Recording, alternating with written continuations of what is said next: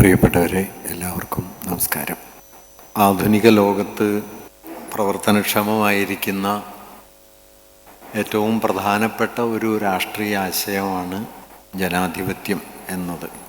ഒരുപക്ഷെ ജനാധിപത്യത്തോളം ലോകമെമ്പാടുമുള്ള ആധുനിക സമൂഹത്തിൻ്റെ രാഷ്ട്രീയ ഭാവനയെ സ്വാധീനിച്ച മറ്റൊരു ആശയത്തെക്കുറിച്ച് പറയാനാവില്ല. സോഷ്യലിസവും അടക്കമുള്ള മറ്റു പല സങ്കല്പനങ്ങളും നമ്മുടെ രാഷ്ട്രീയ ചിന്തയിൽ ഇടം പിടിച്ചിട്ടുണ്ടെങ്കിലും അതിനേക്കാളൊക്കെ വ്യാപ്തി ജനാധിപത്യം എന്ന ആശയത്തിന് കൈവന്നിട്ടുണ്ട്.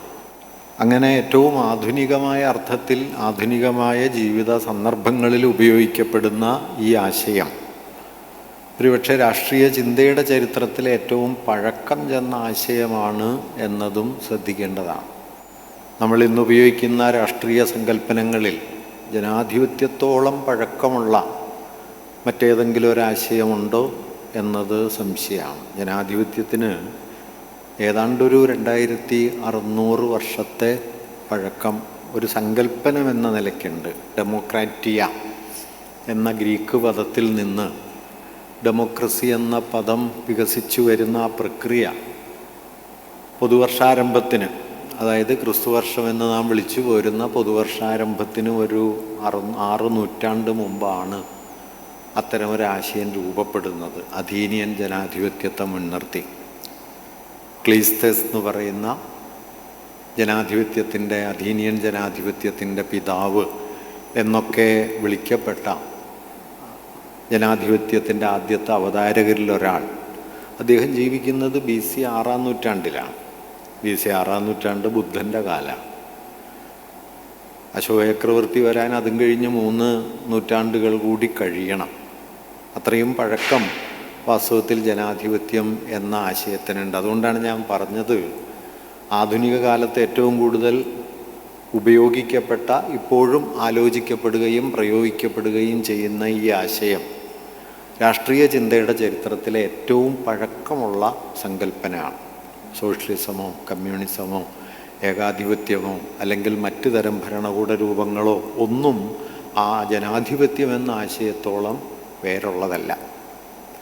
ഈ പറയുന്നതിനർത്ഥം 2600 കൊല്ലം മുമ്പ് ഉടലെടുത്ത് നേർക്ക് നേരെ സഞ്ചരിച്ച് അത് നമ്മുടെ കാലത്തിലേക്ക് എത്തി എന്നൊന്നുമല്ല. ധാരാളം അർത്ഥപരിണാമങ്ങൾക്ക് വിധേയമായി ഒരുപാട് ആലോചനകൾക്കും പുനരാലോചനകൾക്കും പുനർവിഭാവനങ്ങൾക്കും ഒക്കെ വിധേയമായ നിലയിലാണ് ജനാധിപത്യം എന്ന ആശയം നമ്മുടെ കാലത്തേക്ക് എത്തിയത്. ഇപ്പോഴും അത് വലിയ തോതിൽ ആലോചിക്കപ്പെട്ടുകൊണ്ടിരിക്കുന്നൊരു സങ്കല്പനമാണ്. ഇപ്പം ജനാധിപത്യത്തിൻ്റെ പ്രഭവം ഏഥൻസാണ് എന്ന് പറയാറുണ്ട്. ഞാൻ പറഞ്ഞ ക്ലീസ്തനിസാണ് ഫാദർ ഓഫ് ഡെമോക്രസി എന്നൊക്കെ പൊതുവെ ആലങ്കാരികമായിട്ട് വിശേഷിപ്പിക്കപ്പെടുന്നത്. പക്ഷേ പ്രാചീന ഗ്രീക്ക് ജനാധിപത്യം അടിസ്ഥാനപരമായി ദുർബലമായ ഒന്നായിരുന്നു എന്ന് ഇന്നത്തെ നിലയ്ക്ക് പറയാം. കാരണം അത് മുഴുവൻ മനുഷ്യരെയും ജനാധിപത്യത്തിലെ പങ്കാളികളായി കണക്കാക്കിയിരുന്നില്ല. അടിമകൾക്കും സ്ത്രീകൾക്കും സവിശേഷമായ യാതൊരിടവുമില്ലാത്ത, മിക്കവാറും കുലീനരായ വ്യക്തികൾക്ക് മാത്രം പങ്കാളിത്തമുള്ള ഒന്നാണ് അവിടുത്തെ ജനങ്ങൾ, ഡെമോസ്, ജനങ്ങൾ, അവരുടെ അധികാരം, ഡെമോക്രസി എന്നാണ്. അതുകൊണ്ട് ഈ ജനം എന്ന് പറയുന്നത് എങ്ങനെ നിർവചിക്കപ്പെടുന്നു എന്ന് ചോദിച്ചാൽ ഗ്രീക്ക് ജനാധിപത്യം ഒരർത്ഥത്തിൽ കുലീന പ്രഭുത്വമാണ് എന്ന് വേണമെങ്കിൽ പറയാം. എങ്കിലും കുലീന പ്രഭുവാഴ്ചയുടെ സിംഗുലാരിറ്റി, ഒരു വ്യക്തിയുടെ ഏകപക്ഷീയമായ തീരുമാനം എന്നതിന് പകരം കളക്റ്റീവ് ഡിസിഷൻ മേക്കിംഗ് എന്നത് അവിടെ ആലോചിക്കപ്പെട്ടു തുടങ്ങി എന്നത് അതിൻ്റെ ഒരു പ്രധാനപ്പെട്ട സ്വഭാവമാണ്. അതുപോലെ തന്നെ ജനങ്ങളുടെ നേരിട്ടുള്ള പങ്കാളിത്തം, റെപ്രസെൻറ്റേഷൻ എന്നതിന് പകരം ഡയറക്റ്റ് പാർട്ടിസിപ്പേഷൻ, നേരിട്ടുള്ള പങ്കാളിത്തത്തിലൂടെ തീരുമാനങ്ങൾ എടുക്കുന്ന സംവിധാനം, ഭരണപരമായ തീരുമാനങ്ങൾ എടുക്കുന്നു എന്നതും ഗ്രീക്ക് ജനാധിപത്യത്തിൻ്റെ അടിസ്ഥാനപരമായ ഒരു സവിശേഷതയാണ്. ഗ്രീക്ക് ജനാധിപത്യത്തിന് പിന്നാലെ വന്ന റോമാ സാമ്രാജ്യത്തിലേക്ക് പരിണമിച്ചെത്തിയ ഒരു കാലയളവിൽ വാസ്തവത്തിൽ ജനാധിപത്യത്തിൻ്റെ ഉള്ളടക്കം ദുർബലാവുകയാണ് ചെയ്തത്. റോമൻ ജനാധിപത്യം എന്ന് പറയുന്നത് ഒരർത്ഥത്തിൽ ജനാധിപത്യവും രാജവാഴ്ചയും കൂടിക്കലർന്ന നിലയിലുള്ള monarchy plus theocracy plus democracy എന്ന് റോമൻ എക്സ്പീരിയൻസിനെ കുറിച്ച് പല സാമൂഹ്യ ചിന്തകരും വിശേഷിപ്പിക്കുന്നുണ്ട്. അതിൽ ജനാധിപത്യത്തിൻ്റെ ചില അംശങ്ങളുണ്ട്, പക്ഷേ രാജവാഴ്ചയുടെ ഉണ്ട്, പിന്നാലെ വികസിച്ചു വരാനിരിക്കുന്ന മതാത്മകതയുടെ സ്വാധീനങ്ങളുണ്ട്. ഇതെല്ലാം കൂടിക്കലർന്ന നിലയിലാണ് പൊതുവർഷാരംഭത്തിലെ ആദ്യത്തെ 3-4 നൂറ്റാണ്ടുകൾ ജനാധിപത്യം റോമിൽ പ്രാക്ടീസ് ചെയ്യപ്പെടുന്ന സ്ഥിതി ഉണ്ടായത്. സ്വാഭാവികമായിട്ടും റോമൻ ജനാധിപത്യം അധികമൊന്നും വൈകാതെ സാമ്രാജ്യവാഴ്ചയിലേക്ക്, റോമൻ എംപയർ എന്നതിലേക്ക് എത്തിച്ചേരുകയും അത് ഏതാണ്ട് റദ്ദായി പോകുന്ന സ്ഥിതിയിൽ ആവുകയും ചെയ്തു. മധ്യകാലം ജനാധിപത്യത്തിൻ്റെതല്ല. ഏതാണ്ട് പൊതുവർഷം 5-ാം നൂറ്റാണ്ട് മുതൽ 16-17 നൂറ്റാണ്ടുകൾ വരെയുള്ള ഒരു സഹസ്രാബ്ദത്തിലധികം വരുന്ന കാലം ജനാധിപത്യം പൊതുവെ പരിക്ഷീണമായി മതാധികാരം സാർവത്രിക ആധിപത്യം നേടുകയും ജനങ്ങൾ എന്ന് പറയുന്നത് മതാധികാരത്തിന് കീഴ്പ്പെട്ട് നിൽക്കുന്ന ഒരു നിലയിലേക്ക് എത്തിച്ചേരുകയും രാജാധികാരം തന്നെ മതാധികാരത്താൽ നിർണയിക്കപ്പെടുന്ന ഒന്നായിട്ട് മാറിത്തീരുകയും ചെയ്തു. അങ്ങനെ വളരെ പഴയ ഒരു തുടക്കമുണ്ടെങ്കിലും മധ്യകാലം പിന്നിടുമ്പോഴേക്കും വാസ്തവത്തിൽ ഒരു പരിക്ഷീണമായി തീർന്ന, ഏതാണ്ട് മൃതപ്രായമായി തീർന്ന ഒരാശയമായി ജനാധിപത്യം മാറി എന്ന് പറയാം. യൂറോപ്പിലെ അല്ലെങ്കിൽ പടിഞ്ഞാറൻ എന്ന് നാം വിളിച്ചു പോരുന്ന ഈ ജനാധിപത്യ സങ്കല്പത്തിന് സമാന്തരമായി മറ്റെവിടെയെങ്കിലും ജനാധിപത്യത്തിൻ്റെ ആശയരൂപങ്ങൾ ഉണ്ടായോ എന്നത് സംശയകരമാണ്. പക്ഷേ 2 വീക്ഷണങ്ങൾ പ്രത്യേകം ശ്രദ്ധിക്കേണ്ടതാണ്. ഒന്ന്, ഇപ്പോൾ അംബേദ്കർ ഇന്ത്യയിൽ ജനാധിപത്യത്തിൻ്റെ 2 പ്രാരംഭ സ്ഥാനങ്ങളെ അദ്ദേഹത്തിൻ്റെ ആലോചനയിൽ കണ്ടെടുക്കുന്നുണ്ട്. ഒന്ന്, ബുദ്ധഭിക്ഷുക്കളുടെ സംഘങ്ങളാണ്. അദ്ദേഹം പിൽക്കാലത്ത് ബുദ്ധമതത്തിലേക്ക് പരിവർത്തനപ്പെടുന്ന സന്ദർഭത്തിൽ ബുദ്ധഭിക്ഷുക്കളുടെ സംഘങ്ങൾ ജനാധിപത്യത്തിൻ്റെ ഏറ്റവും പ്രാചീനമായൊരു ആവിഷ്കാരമാണ് എന്ന് കരുതുന്നുണ്ട്. 2 ഒരു പ്രയോഗരൂപമല്ലെങ്കിലും ഒരു ആശയപ്രരൂപം എന്ന നിലയിൽ ഇന്ത്യ ജനാധിപത്യത്തിന് നൽകിയ വളരെ പ്രൊഫൗണ്ടായ, വളരെ ആഴമേറിയ ഒരു സംഭാവന, കൗതുകകരമായി തോന്നാവുന്ന ഒരു നിരീക്ഷണം അംബേദ്കർ നടത്തുന്നുണ്ട്. അത് പ്രാചീന ഉപനിഷത്തുകളിലാണ് എന്നതാണ്. പൊതുവിൽ അംബേദ്കറിൽ നിന്ന് ആളുകൾ ഇത് പ്രതീക്ഷിക്കില്ല. കാരണം അംബേദ്കർ ഉപനിഷത്തുകളുടെയും വൈദിക പാരമ്പര്യത്തിൻ്റെയും ബ്രാഹ്മണ സാഹിത്യത്തിൻ്റെയും വലിയ വിമർശകനാണല്ലോ.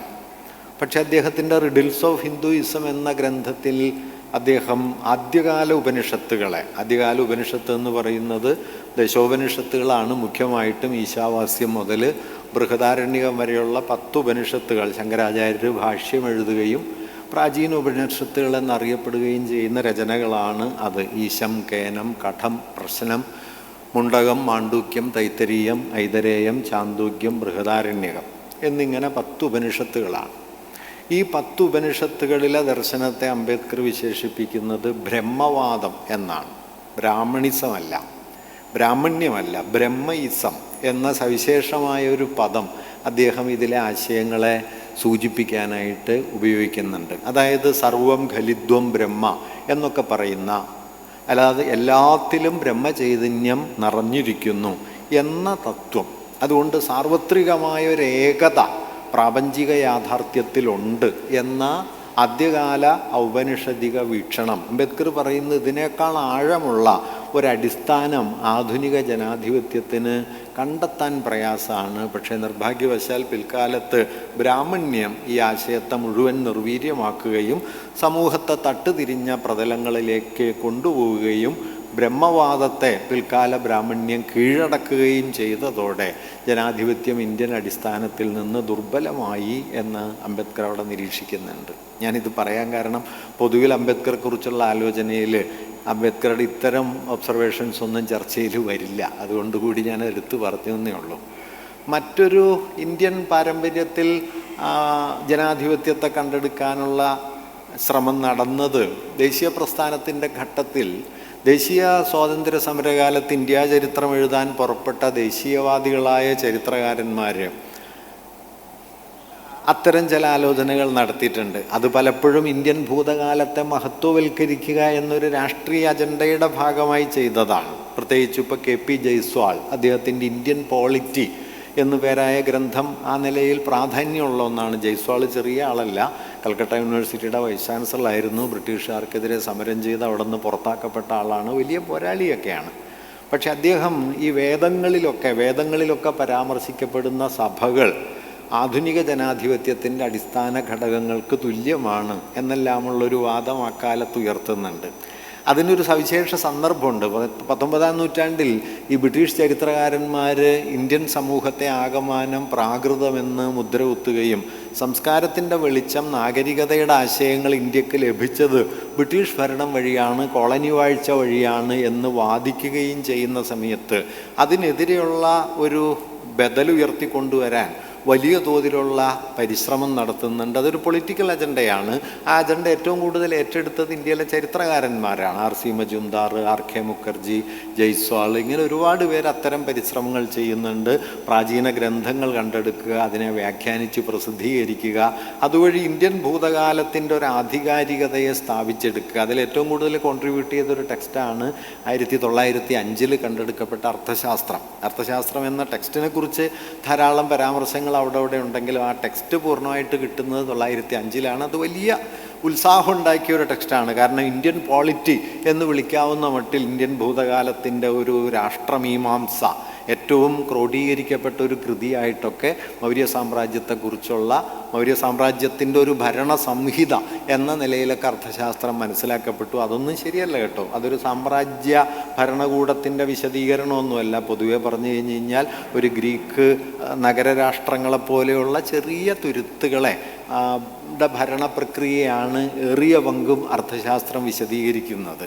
ഇപ്പം നമ്മൾ ഈ സാമ്രാജ്യം എന്നൊക്കെ പറയുമ്പോൾ പിൽക്കാലത്തെ വലിയ സാമ്രാജ്യങ്ങളുടെ കഥയൊക്കെ വച്ച് അശോക സാമ്രാജ്യത്തെ ഒന്നും കണ്ടിട്ട് കാര്യമില്ല. ഞാനിന്നാൾ അശോകനെക്കുറിച്ചൊരു പുസ്തകം വായിച്ചപ്പോൾ അതിൽ കൗതുകത്തോടെ പറയുന്നൊരു കാര്യം, പാടലീപുത്രത്തിൽ നിന്ന് അശോകൻ്റെ സാമ്രാജ്യം വളരെ വലുതായിരുന്നു, ഇന്നത്തെ ഇന്ത്യയിലേക്കൊക്കെ വലുതാണ്. ഖണ്ഡഹാർ അശോകൻ്റെ സാമ്രാജ്യത്തിൻ്റെ ഭാഗമാണ്, അഫ്ഗാനിസ്ഥാനിലാണ്. ഏറ്റവും പടിഞ്ഞാറേറ്റം ഖണ്ഡഹാറാണ്. അപ്പോൾ ആ ഗ്രന്ഥകാരൻ പറയുന്നത് പാടലീപുത്രത്ത് നിന്നൊരു കുതിര ഖണ്ഡഹാറിലേക്ക് പോയാൽ ഖണ്ഡഹാറിലെത്തുമ്പോൾ 3.5 മാസം കഴിയും. അത്ര ഓടിയാലേ എത്തുള്ളൂ. മറുപടിയായിട്ട് കുതിര ഇവിടെ എത്തുമ്പോൾ 7 മാസം കഴിയും. ഇത്രയും ചെതറിക്കിടക്കുന്ന ഒരു പ്രദേശത്തെ കേന്ദ്രീകൃതമായ ഒരു ഭരണ സംവിധാനമായിട്ടൊന്നും കൊണ്ട് നടക്കുക പൊതുവർഷാരംഭത്തിന് മുമ്പ് 3-ാം നൂറ്റാണ്ടിൽ സാധ്യമല്ല. അതുകൊണ്ട് സാമ്രാജ്യം എന്ന കൽപ്പന കൊണ്ട് നാം ഇന്ന് മനസ്സിലാക്കുന്ന അർത്ഥവിവക്ഷകളൊന്നും വാസ്തവത്തിൽ മൗര്യൻ എംപയറിലൊന്നും ഇല്ലായിരുന്നു എന്നൊക്കെ ഇപ്പം ധാരാളമായിട്ട് വിശദീകരിക്കപ്പെടുന്നുണ്ട്. എന്തായാലും അശോകനിലും അതുപോലെ പ്രാചീന വേദങ്ങളിലുമൊക്കെ ജനാധിപത്യത്തിൻ്റെ വേരുകൾ കണ്ടെത്താനുള്ള ശ്രമം ഇന്ത്യൻ ചിന്താപരിസരത്ത് 20-ാം നൂറ്റാണ്ടിൻ്റെ തുടക്കത്തിലുണ്ടായിട്ടുണ്ട്. അത് അംബേദ്കറുടെ ശ്രമത്തിൽ നിന്ന് തീർത്തും വ്യത്യസ്തമാണ്. ഒരു ഗ്ലോറിഫൈഡ് പാസ്റ്റ്, ഇന്ത്യക്കൊരു ആദർശാത്മക ഭൂതകാലം ഉണ്ടാക്കിയെടുക്കാനുള്ള ശ്രമത്തിൻ്റെ ഭാഗമായിട്ടുള്ള ആലോചനകളാണ്. ഇതിൽ നിന്ന് വ്യത്യസ്തമായി ജനാധിപത്യത്തെ കാണാൻ ശ്രമിച്ച മൂന്നാമതൊരിടപെടൽ ആധുനിക ഇന്ത്യയുടെ ചരിത്രത്തിലുണ്ടായത് ഗാന്ധിയുടെയാണ്. ഗാന്ധി ഇന്ത്യൻ ജനാധിപത്യത്തെ യൂറോപ്യൻ ജനാധിപത്യത്തിൻ്റെ ഒരു തുടർച്ചയോ അതിൻ്റെ മാതൃകയിലുള്ള ഒന്നോ ആയിട്ടല്ല കണ്ടത്. അദ്ദേഹം ബേസിക്കലി അടിസ്ഥാന ഗ്രാമീണ ജനസമൂഹങ്ങളുടെ അന്യോന്യാശ്രിതമായ ജീവിതത്തെ ജനാധിപത്യത്തിൻ്റെ ഒരു ആധാരമായിട്ട് കാണാൻ ശ്രമിക്കുന്നുണ്ട്. അല്ലാതെ ഒരു ഭരണകൂട യുക്തിയല്ല ജനാധിപത്യം, മറിച്ച് അന്യോന്യാശ്രിതമായ പരസ്പര പൂരകമായ ജീവിതമാണ്. അത് ഇന്ത്യക്കാരുടെ ജീവിതാനുഭവത്തിലുണ്ട് എന്നൊരു കാഴ്ചപ്പാടാണ് ഗാന്ധിയുടേത്. ഇങ്ങനെ 3 തരത്തിലുള്ള ആലോചനകൾ 20-ാം നൂറ്റാണ്ടിൻ്റെ ആദ്യ പകുതിയോടെ ഇന്ത്യക്കകത്ത് ഇന്ത്യയിലെ ജനാധിപത്യ ചരിത്രത്തെ മുൻനിർത്തി ഉണ്ടായിട്ടുണ്ട്. പൊതുവിൽ പറഞ്ഞാൽ അതെല്ലാം ആഗ്രഹചിന്തകളോ ആദർശാത്മക ഭൂതകാല നിർമ്മാണമോ എന്നതിനപ്പുറത്തേക്കൊന്നും പോയിട്ടില്ല. മധ്യകാലത്ത് ഞാൻ നേരത്തെ പറഞ്ഞതുപോലെ മതാധികാരം പൊതുവിൽ ഗ്രീക്കോ റോമൻ ജനാധിപത്യത്തെ വിഴുങ്ങി എങ്കിലും മധ്യകാലത്ത് ചില സവിശേഷതകളുണ്ട്. ഇപ്പോൾ ഒരു സുപ്രധാന സന്ദർഭം പറയാവുന്നത് ഇപ്പം മാഗ്ന കാർട്ട 13-ാം നൂറ്റാണ്ടാണ്. 1215 ഇംഗ്ലണ്ടിലെ മാഗ്ന കാർട്ട എന്ന പ്രമാണം ഒപ്പുവെക്കപ്പെടുന്നത്. മാഗ്ന കാർട്ട എന്ന പ്രമാണത്തിൻ്റെ പ്രാധാന്യം എന്താണെന്ന് വെച്ചാൽ രാജാവ് ഭരിക്കുന്നത് നിയമാനുസൃതമായിട്ടായിരിക്കണം, റൂൾ ഓഫ് ദി ലോ എന്ന് പറയുന്ന ആധുനിക ജനാധിപത്യത്തിൻ്റെ തത്വം ആദ്യം സ്ഥാപിതമാകുന്നൊരു മുഹൂർത്തമാണ് മാഗ്ന കാർട്ട. രാജാവിൻ്റെ ഇഷ്ടം അനുസരിച്ച് എന്തും ചെയ്യാൻ പറ്റില്ല. ഒരുപക്ഷെ കേരള ചരിത്രത്തിൽ പെരുമാൾ വാഴ്ചക്കാലത്ത് സമാനമായ ഒരു ഡോക്യുമെൻ്റ് ഉണ്ട്, ഈ മൂഴിക്കളം കച്ചം എന്ന് പറഞ്ഞിട്ട്. മൂഴിക്കളം എന്ന് പറയുന്ന ഗ്രാമത്തിൽ ഈ പെരുമാൾ വാഴ്ചക്കാലത്തെ ബ്രാഹ്മണ സങ്കേതങ്ങളുടെ പ്രതിനിധികളെല്ലാം ഒത്തുചേർന്ന് തയ്യാറാക്കിയൊരു ഡോക്യുമെൻ്റാണ് മൂഴിക്കളം കച്ചം. ആ ഡോക്യുമെൻ്റ് ഇതുവരെ കിട്ടിയിട്ടില്ല. ആ ഡോക്യുമെൻറ്റിനെ കുറിച്ച് ധാരാളം പരാമർശങ്ങൾ മറ്റ് ശാസനങ്ങളിലുണ്ട്. ആ പരാമർശങ്ങളിൽ നിന്ന് നമുക്ക് മനസ്സിലാകുന്നത് ഈ ക്ഷേത്രത്തിൻ്റെ ഊരാളർ ക്ഷേത്ര സ്വത്തുക്കൾ കൈകാര്യം ചെയ്യുമ്പോൾ തങ്ങളുടെ ഇഷ്ടത്തിനനുസരിച്ച് കൈകാര്യം ചെയ്തുകൂടാ, അതിന് ഇന്ന വ്യവസ്ഥകളുണ്ടാകണം എന്നിങ്ങനെ ദേവസ്വം എന്ന് വിളിക്കുന്ന ദൈവസ്വത്തിൻ്റെ കൈകാര്യത്തിന് വ്യവസ്ഥകളും ചിട്ടകളും നിർദ്ദേശിക്കുന്ന ഒരു പ്രമാണമായിട്ടാണ് മൂഴിക്കളം കച്ചം പൊതുവെ മനസ്സിലാക്കപ്പെടുന്നത്. മാഗ്ന കാർട്ട നമുക്ക് ലഭ്യമാണ്. മാഗ്ന കാർട്ടയാണ് ചരിത്രത്തിലാദ്യമായിട്ട് ഭരണാധികാരിക്ക് മുകളിൽ നിയമാനുസൃതത്വം എന്നൊരു സത്വം മുമ്പോട്ട് വയ്ക്കുന്നത്. അതിനു മുമ്പ് അതില്ല. രാജാവിന് എന്തും ചെയ്യാം. ഇന്ത്യൻ പാരമ്പര്യത്തിൽ നിങ്ങൾക്ക് നോക്കിയാൽ രാജാ പ്രത്യക്ഷതാ ദൈവം എന്ന പ്രമാണമൊക്കെ ഉണ്ട്. രാജാവാണ് ദൈവം. അതുകൊണ്ട് അങ്ങനെ ഒരു പരമാധികാരിയായ രാജാവ് എന്നതിന് പകരം അധികാരം നിയമവിധേയമായിരിക്കണം. ഈ സങ്കല്പമാണ് പിന്നീട് റൂൾ ഓഫ് ദി ലോ എന്നുള്ളതിൻ്റെ അടിസ്ഥാനമായത്. നിയമവിധേയമായ അധികാരം എന്ന നിലയിലേക്കുള്ള ഒരു ക്രമപ്പെടൽ വാസ്തവത്തിൽ 13-ാം നൂറ്റാണ്ടിലെ മാഗ്ന കാർട്ടയിലുണ്ട്. ഞാൻ പറഞ്ഞത് മധ്യകാല നൂറ്റാണ്ടുകൾ പൊതുവിൽ ഗ്രീക്കോ റോമൻ പാരമ്പര്യത്തിലെ ജനാധിപത്യത്തിൻ്റെ ശിഥിലീകരണവും മതാധികാരത്തിൻ്റെ വലിയ പിടിമുറുക്കവും നടന്ന കാലമാണെങ്കിലും അതിനുള്ളിൽ പ്രാദേശികമായി ഈ പറയുന്ന ചില ക്രമീകരണങ്ങൾ, പിൽക്കാല ഭാഷയിൽ പറഞ്ഞാൽ കോൺസ്റ്റിറ്റ്യൂഷണലിസം, ഭരണഘടനാനുസൃതത്വം എന്ന് പറയുന്ന ആ സങ്കല്പത്തിൻ്റെ പ്രാരംഭങ്ങൾ കൗതുകകരമായി തോന്നാം മധ്യകാലത്തുണ്ടാവുകയും ചെയ്യുന്നുണ്ട്. ജനാധിപത്യത്തിൻ്റെ ചരിത്രത്തിൽ അങ്ങനെ ധാരാളം വൈരുദ്ധ്യങ്ങളുണ്ട്. പല സോഴ്സുകൾ അതിനെ നവീകരിക്കുന്നുണ്ട്. ദാർശനിക ചിന്തകൾ, ഇപ്പോൾ ലോക്കിനെ പോലെയും അതുപോലെ റൂസോയെ പോലെയും മൊണ്ടസ്ക്യൂവിനെ പോലെയുമുള്ള ചിന്തകരുടെ ദാർശനിക ആലോചനകൾ ഒരു ഘട്ടത്തിൽ അതിനെ പുതുക്കുന്നുണ്ട്. ഫ്രഞ്ച് വിപ്ലവവും അമേരിക്കൻ വിപ്ലവവും പോലുള്ള വലിയ രാഷ്ട്രീയ സമരങ്ങൾ അതിനെ പുതുക്കുന്നുണ്ട്. അടിമകളുടെ അവകാശത്തിനും കോളനി ജനങ്ങളുടെ വിമോചനത്തിനും വേണ്ടിയുള്ള പരിശ്രമങ്ങളും അതുണ്ടാക്കുന്ന സാമൂഹ്യ പരിവർത്തനങ്ങളും ജനാധിപത്യത്തെ മാറ്റുന്നുണ്ട്. ഇങ്ങനെ ഒരുപാട് കലങ്ങിയ മറിയലുകളിലൂടെയാണ് ഒരാശയമെന്ന നിലയിൽ അത് സഞ്ചരിച്ച് നമ്മുടെ കാലത്തേക്ക് എത്തിയത്. അതിൽ മധ്യകാലം രൂപപ്പെടുത്തിയ, പൊതുവിൽ മധ്യകാലത്തെക്കുറിച്ച് നമ്മളങ്ങനെ പ്രതീക്ഷിക്കില്ല. കാരണം മധ്യകാലം ആദർശാത്മകമായൊരു ഗ്രീക്കോ റോമൻ ജനാധിപത്യത്തിൻ്റെ ദുർബലപ്പെടലിൻ്റെ കാലമാണ്. മതാധികാരം സാർവത്രികമായ ഇരുട്ട് നിറച്ചൊരു കാലമാണ് എന്നൊക്കെയാണ് മധ്യകാലത്തെക്കുറിച്ച് പൊതുവെ നാം മനസ്സിലാക്കുക. അതുതന്നെ ഒരു സ്ട്രാറ്റജിക് അജണ്ടയാണ് എന്ന് ഇന്ന് പല സാമൂഹ്യ ചിന്തകരും പറയുന്നുണ്ട്. കാരണം ഈ മധ്യകാലത്തിൻ്റെ ഇരുട്ട് വാസ്തവത്തിൽ ആരുടെ ഇരുട്ടാണെന്ന് ചോദിച്ചാൽ യൂറോപ്പിൻ്റെ ഇരുട്ടാണ്. ഈ മധ്യകാലം എന്ന് നാം വിളിക്കുന്ന 5-ാം നൂറ്റാണ്ട് മുതൽ ഏതാണ്ട് 15 നൂറ്റാണ്ട് വരെയുള്ള ഒരു 1000 കൊല്ലക്കാലവും അതിൻ്റെ അവസാനത്തെ ഇരുണ്ട യുഗങ്ങൾ എന്ന് വിളിക്കുന്ന 3-4 നൂറ്റാണ്ടുകളും ശ്രദ്ധിച്ചു നോക്കിയാൽ നമുക്ക് കാണാൻ പറ്റുന്ന ഒരു കാര്യം, ഈ ഒരു 1000 കൊല്ലക്കാലം വിജ്ഞാനത്തിൻ്റെയും സംസ്കൃതിയുടെയും നാഗരികതയുടെയും കേന്ദ്രമായി ലോകത്ത് നിലനിന്നത് ബാഗ്ദാദാണ്. ബാഗ്ദാദും കൊർദോവയും പോലുള്ള ഇസ്ലാമിക നാഗരികതയുടെ കേന്ദ്രങ്ങളായി മാറിയ പ്രദേശങ്ങളാണ് വാസ്തവത്തിൽ ഇക്കാലത്ത് അറിവിൻ്റെ പ്രകാശത്തെ സംരക്ഷിച്ച് നിർത്തിയത്.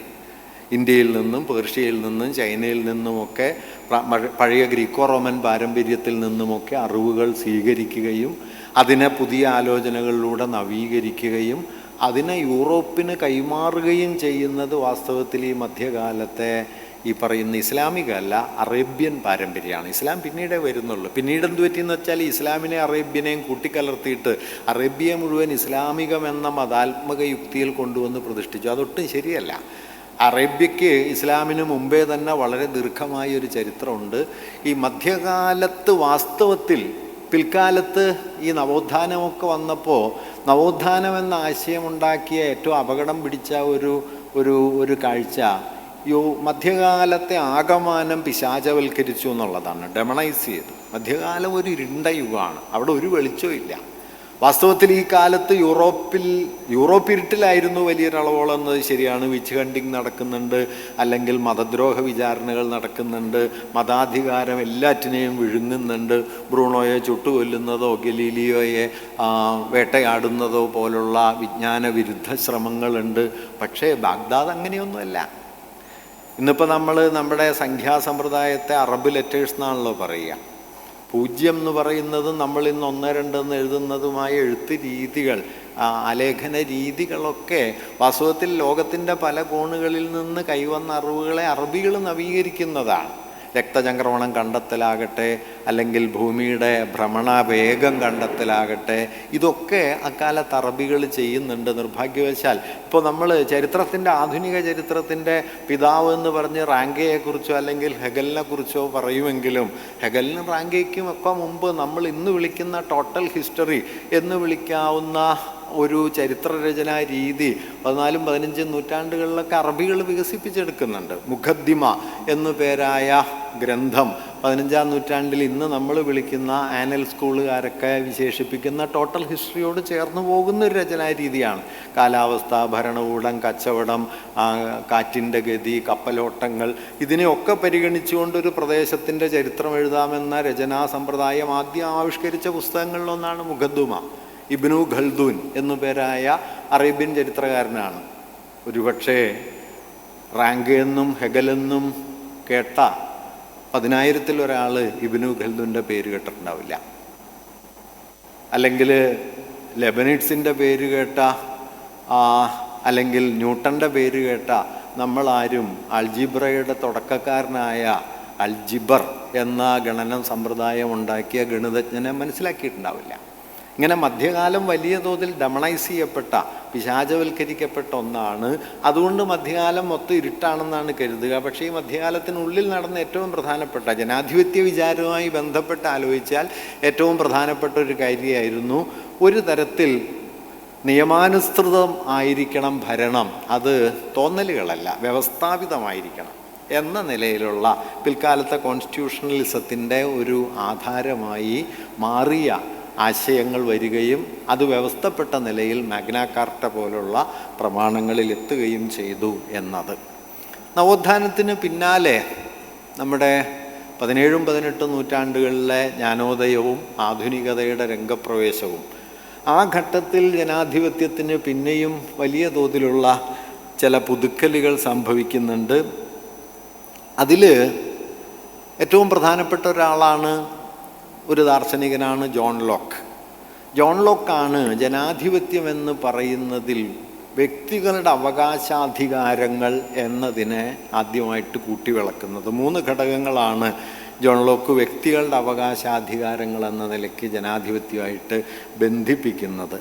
അതിലൊന്ന് ജീവൻ എന്ന അവകാശമാണ്, ലൈഫ്. മറ്റൊന്ന് സ്വാതന്ത്ര്യം എന്നുള്ളതാണ്. 3 സ്വത്ത് എന്നതാണ്. ഇങ്ങനെ സ്വത്തും സ്വാതന്ത്ര്യവും ജീവനും വ്യക്തികളുടെ അവകാശമാണ് എന്ന് സ്ഥാപിക്കുകയും ഇതുറപ്പാക്കലാണ് ജനാധിപത്യത്തിൻ്റെ ഒരു ധർമ്മം എന്ന നിലയിൽ ഇന്ന് നമ്മുടെ ആധുനിക ജനാധിപത്യത്തിലെ 3 ആധാരങ്ങളാണിത്. ജീവിക്കാനുള്ള അവകാശം, സ്വത്തവകാശം, അതുപോലെ സ്വാതന്ത്ര്യം എന്ന് പറയുന്നത്. ഈ 3 തത്വങ്ങളും രാഷ്ട്രീയ ആശയം എന്ന നിലയിൽ ജനാധിപത്യത്തിലേക്ക് കൂട്ടിവിളക്കുന്നത് ജോൺ ലോക്കിൻ്റെ ആലോചനകളാണ്. അതുപോലെ തന്നെ 18ആം നൂറ്റാണ്ടിലെ റൂസോ, ഫ്രഞ്ച് വിപ്ലവത്തിൻ്റെ പ്രചോദനമൊക്കെയായി മാറിയ ജ്ഞാനോദയ ചിന്തകനായ റൂസോ ആണ് ജനാധിപത്യത്തെ ഈ സോവറിൻ പവർ, ജനങ്ങളുടെ പരമാധികാരം എന്ന ഒരാശയവുമായിട്ട് ബന്ധിപ്പിക്കുന്നത്. പിന്നീട് അത് ജനാധിപത്യത്തിൻ്റെ ആധാര തത്വമായി. എന്താണ് ജനാധിപത്യം എന്നതിൻ്റെ പ്രധാനപ്പെട്ട ഉത്തരം, അധികാരം വരുന്നത് ജനങ്ങളിൽ നിന്നാണ്. അതുകൊണ്ടാണ് ഭരണഘടന we the people of India എന്ന് തുടങ്ങുന്നത്. അതൊരു വെറും വാക്യമൊന്നുമല്ല. വി ദ പീപ്പിൾ, നമ്മൾ ഇന്ത്യയിലെ ജനങ്ങൾ എന്നത്. ഇന്ത്യൻ ഭരണഘടനാ അസംബ്ലിയിൽ ഭരണഘടനയുടെ പ്രിയാമ്പിൾ ചർച്ച ചെയ്യുന്ന ഏറ്റവും അവസാന കാലത്താണ്. ആ പ്രിയാമ്പിൾ അവതരിപ്പിച്ച സമയത്ത് HV കാമത്ത് എന്ന് പേരായ ഇന്ത്യൻ ഭരണഘടനാ അസംബ്ലി അംഗങ്ങളിൽ ഏറ്റവും താർക്കികനായ ഒരാൾ, മൂപ്പര് എന്ത് പ്രമേയം വന്നാലും എതിർത്ത് പറയും.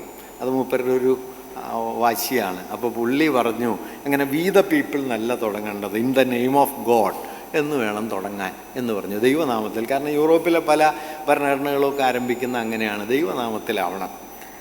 അപ്പോൾ രാജേന്ദ്രപ്രസാദാണ് അധ്യക്ഷൻ.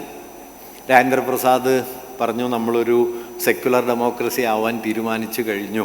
അങ്ങനെ മതനിരപേക്ഷമായി മാറുന്നൊരു രാഷ്ട്രം ദൈവനാമത്തിൽ ഭരണഘടന ആരംഭിക്കുന്നത് ഉചിതമല്ല, അതുകൊണ്ട് ഈ ചർച്ച ഇത് സാധ്യമല്ല എന്ന് പറഞ്ഞു. പക്ഷേ കാമത്ത് വഴങ്ങിയില്ല. അപ്പോൾ ബംഗാളിൽ നിന്നൊരു വോട്ടിടണം എന്ന് പറഞ്ഞു. എല്ലാം വോട്ടെടുപ്പിന് വേണം. വോട്ടെടുപ്പ് ആവശ്യപ്പെട്ട സമയത്ത് ബംഗാളിൽ നിന്നുള്ള ഒരു അംഗം, പൂർണിമ ബാനർജി എന്നു പേരായ ഒരു അംഗമുണ്ട്, അവർ പറഞ്ഞു ഇത് പ്രസ് ചെയ്യരുത്, കാരണം ഇത് വോട്ടിനിട്ടാൽ ഫലത്തിൽ ദൈവത്തെ വോട്ടിനിടലാണല്ലോ. അപ്പോൾ ദൈവത്തിനെ വോട്ടിനിടുന്നത് ന്യായമല്ല, അതുകൊണ്ട് പ്രസ് ചെയ്യരുതെന്ന് പറഞ്ഞു. കാമത്ത് വഴങ്ങിയില്ല. അവസാനം വോട്ടിനിട്ടു. ദൈവത്തിന് 48 വോട്ട് കിട്ടി, നാട്ടുകാർക്ക് 62 വോട്ട് കിട്ടി. അങ്ങനെ ദൈവത്തെ വോട്ടിനിട്ട് തോൽപ്പിച്ചിട്ടാണ് വാസ്തവത്തിൽ വി ദ പീപ്പിൾ. ഈ അധികാരം ഇത് ചെറിയൊരു കാര്യമല്ല കേട്ടോ, കേൾക്കുമ്പോൾ ലഘുവാണെന്ന് തോന്നുമെങ്കിലും നമ്മൾ ഇന്ത്യയിലെ ജനങ്ങളാണ് ഈ അധികാരം നിർണ്ണയിക്കുന്നത് എന്ന പ്രഖ്യാപനമാണ് ഈ ആദ്യ വരി, വി ദ പീപ്പിൾ. അത് ജനാധിപത്യത്തിൻ്റെ വളരെ കാതലായ തത്വമാണ്. ദൈവാധികാരമല്ല, പാരമ്പര്യാധികാരമല്ല, അല്ലെങ്കിൽ മറ്റെവിടെ നിന്നെങ്കിലും വെളിപാട് പോലെ വരുന്ന ഒന്നല്ല, ജനങ്ങളാണ്. ഇത് സ്ഥാപിച്ചെടുക്കലാണ്. ഇത് കേരളത്തിൽ ഞാനിതിൻ്റെ ഒരു കൗതുകമുള്ളൊരു ഉദാഹരണം വേറെ പറയാം. ഐക്യകേരള പ്രസ്ഥാനം വികസിച്ച് വന്നപ്പോൾ ഐക്യകേരളം മദ്രാസും കൊച്ചിയും തിരുവിതാംകൂറും എല്ലാം ചേർന്ന് കേരളം ഒറ്റ സംസ്ഥാനമാവണമെന്നൊരു വാദം ഉയർത്തി. 1940കളിൽ കേരളത്തിൽ വന്നൊരു മൂവ്മെൻ്റാണ് ഐക്യകേരള പ്രസ്ഥാനം. ഏതാണ്ട് 40കളുടെ തുടക്കം മുതൽ 1956 വരെ അത് പല രൂപത്തിൽ തുടർന്നു. ഇന്ന് കരുതുന്നത് പോലെയല്ല. ഐക്യകേരള പ്രസ്ഥാനം വന്ന സമയത്ത് കേരളത്തിൽ വലിയ എതിർപ്പുണ്ട്. കാരണം തിരുവിതാംകൂർ അന്ന് എ ഗ്രേഡ് സംസ്ഥാനമാണ്, മലബാർ സി ഗ്രേഡാണ് എക്കണോമിക് ഡെവലപ്മെൻറ്റിൻ്റെ പശ്ചാത്തലത്തിൽ. അതുകൊണ്ട് മലബാറും തിരുവിതാംകൂറും തമ്മിൽ ചേരുന്നതിന് മലബാറിലും കുറേ ആളുകൾ എതിരായിരുന്നു, തിരുവിതാംകൂറുകാരും എതിരായിരുന്നു. കാരണം തിരുവിതാംകൂറും മലബാറും തമ്മിൽ ലയിച്ചാൽ തിരുവിതാംകൂറിൻ്റെ സ്വത്ത് മലബാറിലേക്ക് കൊടുക്കേണ്ടി വരും എന്നതായിരുന്നു അവിടുത്തെ എതിർപ്പ്. പിന്നെ തിരുവിതാംകൂർ രാജാക്കന്മാരെതിരായിരുന്നു. അത് പിന്നെ ആയിരിക്കുമല്ലോ. തിരുവിതാംകൂർ രാജാക്കന്മാർ എന്ന് പറഞ്ഞാൽ എന്താണോ യാഥാസ്ഥിതികമായിരിക്കുക, അതിൻ്റെ കൂടെ നിൽക്കുക എന്നുള്ളതാണ് അതിൻ്റെ ഒരു ചരിത്രപരമായ ദൗത്യം തന്നെ. മലബാറിൽ ഇതിന് എതിർപ്പുണ്ടായിരുന്നു. കാരണം അന്ന് ഒരു 1805 ശ്രീരംഗപട്ടണ ഉടമ്പടിക്ക് ശേഷം മദ്രാസ് പ്രവിശ്യയുടെ ഭാഗമായി മാറിയൊരു ജില്ലയാണ് മലബാർ. അതുകൊണ്ട് ദീർഘകാലമായി മലബാറും മദ്രാസും തമ്മിലാണ് എല്ലാ വിനിമയങ്ങളും ഉള്ളത്. അത് മാറി തിരുവനന്തപുരമായിട്ട് മാറുന്നതോടെ പൊതുവെ മലബാറിനത് ക്ഷീണമായിരിക്കും എന്നതുകൊണ്ട് ഐക്യകേരളത്തെ എതിർക്കുന്ന ഒരു പ്രബല ധാര മലബാറിലുണ്ടായിരുന്നു. അപ്പം ഇതിനെതിരെ ഒരു വലിയ മൂവ്മെൻ്റായിട്ടാണ് ഐക്യകേരള പ്രസ്ഥാനം ഉയർന്നു വന്നത്. EMS ഇതിനകത്തുണ്ട്, KK എളപ്പനുണ്ട്, കേശവമേനോനുണ്ട്, അങ്ങനെ വലിയ ആളുകൾ നടത്തുന്ന ഒരു സമരമാണ്. അപ്പം ഈ ഘട്ടത്തിൽ കൊച്ചിയിലൊരു കൗതുകമുള്ള സംഭവം ഉണ്ടായി. കൊച്ചി രാജാവ് ഐക്യകേരളത്തിന് വേണ്ടി തൻ്റെ എല്ലാ അധികാരങ്ങളും കൈയൊഴിയാൻ തയ്യാറാണ് എന്നൊരു പ്രസ്താവന ഇറക്കുകയുണ്ടായി. ഐക്യകേരളത്തിന് വേണ്ടി എല്ലാവരും സാർവത്രികമായിട്ട് സ്വാഗതം ചെയ്തു. മാതൃഭൂമി അദ്ദേഹത്തെ ഐക്യകേരള തമ്പുരാൻ എന്നെല്ലാം വിശേഷിപ്പിക്കുകയും ചെയ്തു. അപ്പോൾ അന്ന് ഐക്യകേരള പ്രസ്ഥാനത്തിൻ്റെ ഏറ്റവും വലിയ തിയററ്റീഷ്യനും പൊളിറ്റിക്കൽ ഫ്രണ്ടിൽ അതിനെ ഏറ്റവും കൂടുതൽ നയിക്കുകയും ചെയ്യുന്ന ഒരാൾ EMS ആണ്. EMS 2 പുസ്തകം എഴുതുന്നുണ്ട് ഈ ആസ്പെക്റ്റിൽ. 1.25 കോടി മലയാളികൾ 1946.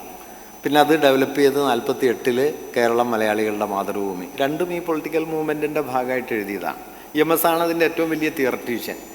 EMS അതിശയകരമായ വിധത്തിൽ കൊച്ചി രാജാവിൻ്റെ ഐക്യകേരള പ്രഖ്യാപനത്തിനെതിരെ ഒരു ദീർഘമായ ലഘുലേഖ പ്രസിദ്ധീകരിച്ചു. ആ ലഘുലേഖയുടെ ശീർഷകം മാരകമായ ഒരു ആക്രമണമാണ്. ശീർഷകം ഇതാണ്: കൊച്ചി രാജാവിൻ്റെ ഐക്യകേരള പ്രഖ്യാപനം ബ്രിട്ടീഷ് കമ്മട്ടത്തിലടിച്ച കള്ളനാണയം എന്നായിരുന്നു.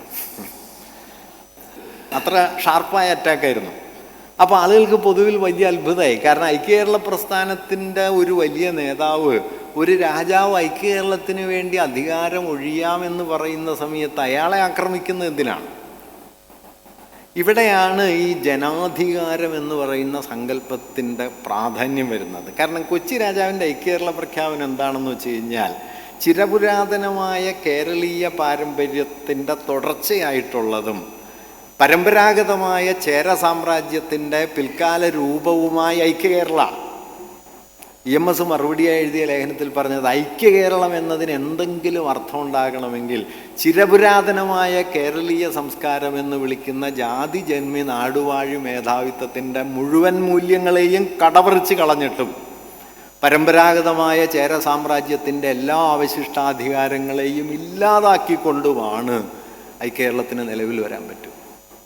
അതുകൊണ്ട് നിങ്ങൾ ഐക്യകേരളം എന്ന വാക്ക് പറയുമ്പോൾ ഈ ഐക്യകേരളം പരശുരാമൻ എറിഞ്ഞ മഴുവാണോ, രണ്ടാം ചേര സാമ്രാജ്യം എളംകുളം പറഞ്ഞുണ്ടാക്കിയ പി കെ ബാലകൃഷ്ണൻ്റെ ഭാഷയിൽ പറഞ്ഞാൽ ഭാവനയുടെ കഷണ്ടിയിൽ വരച്ച ഭൂപടമാണോ?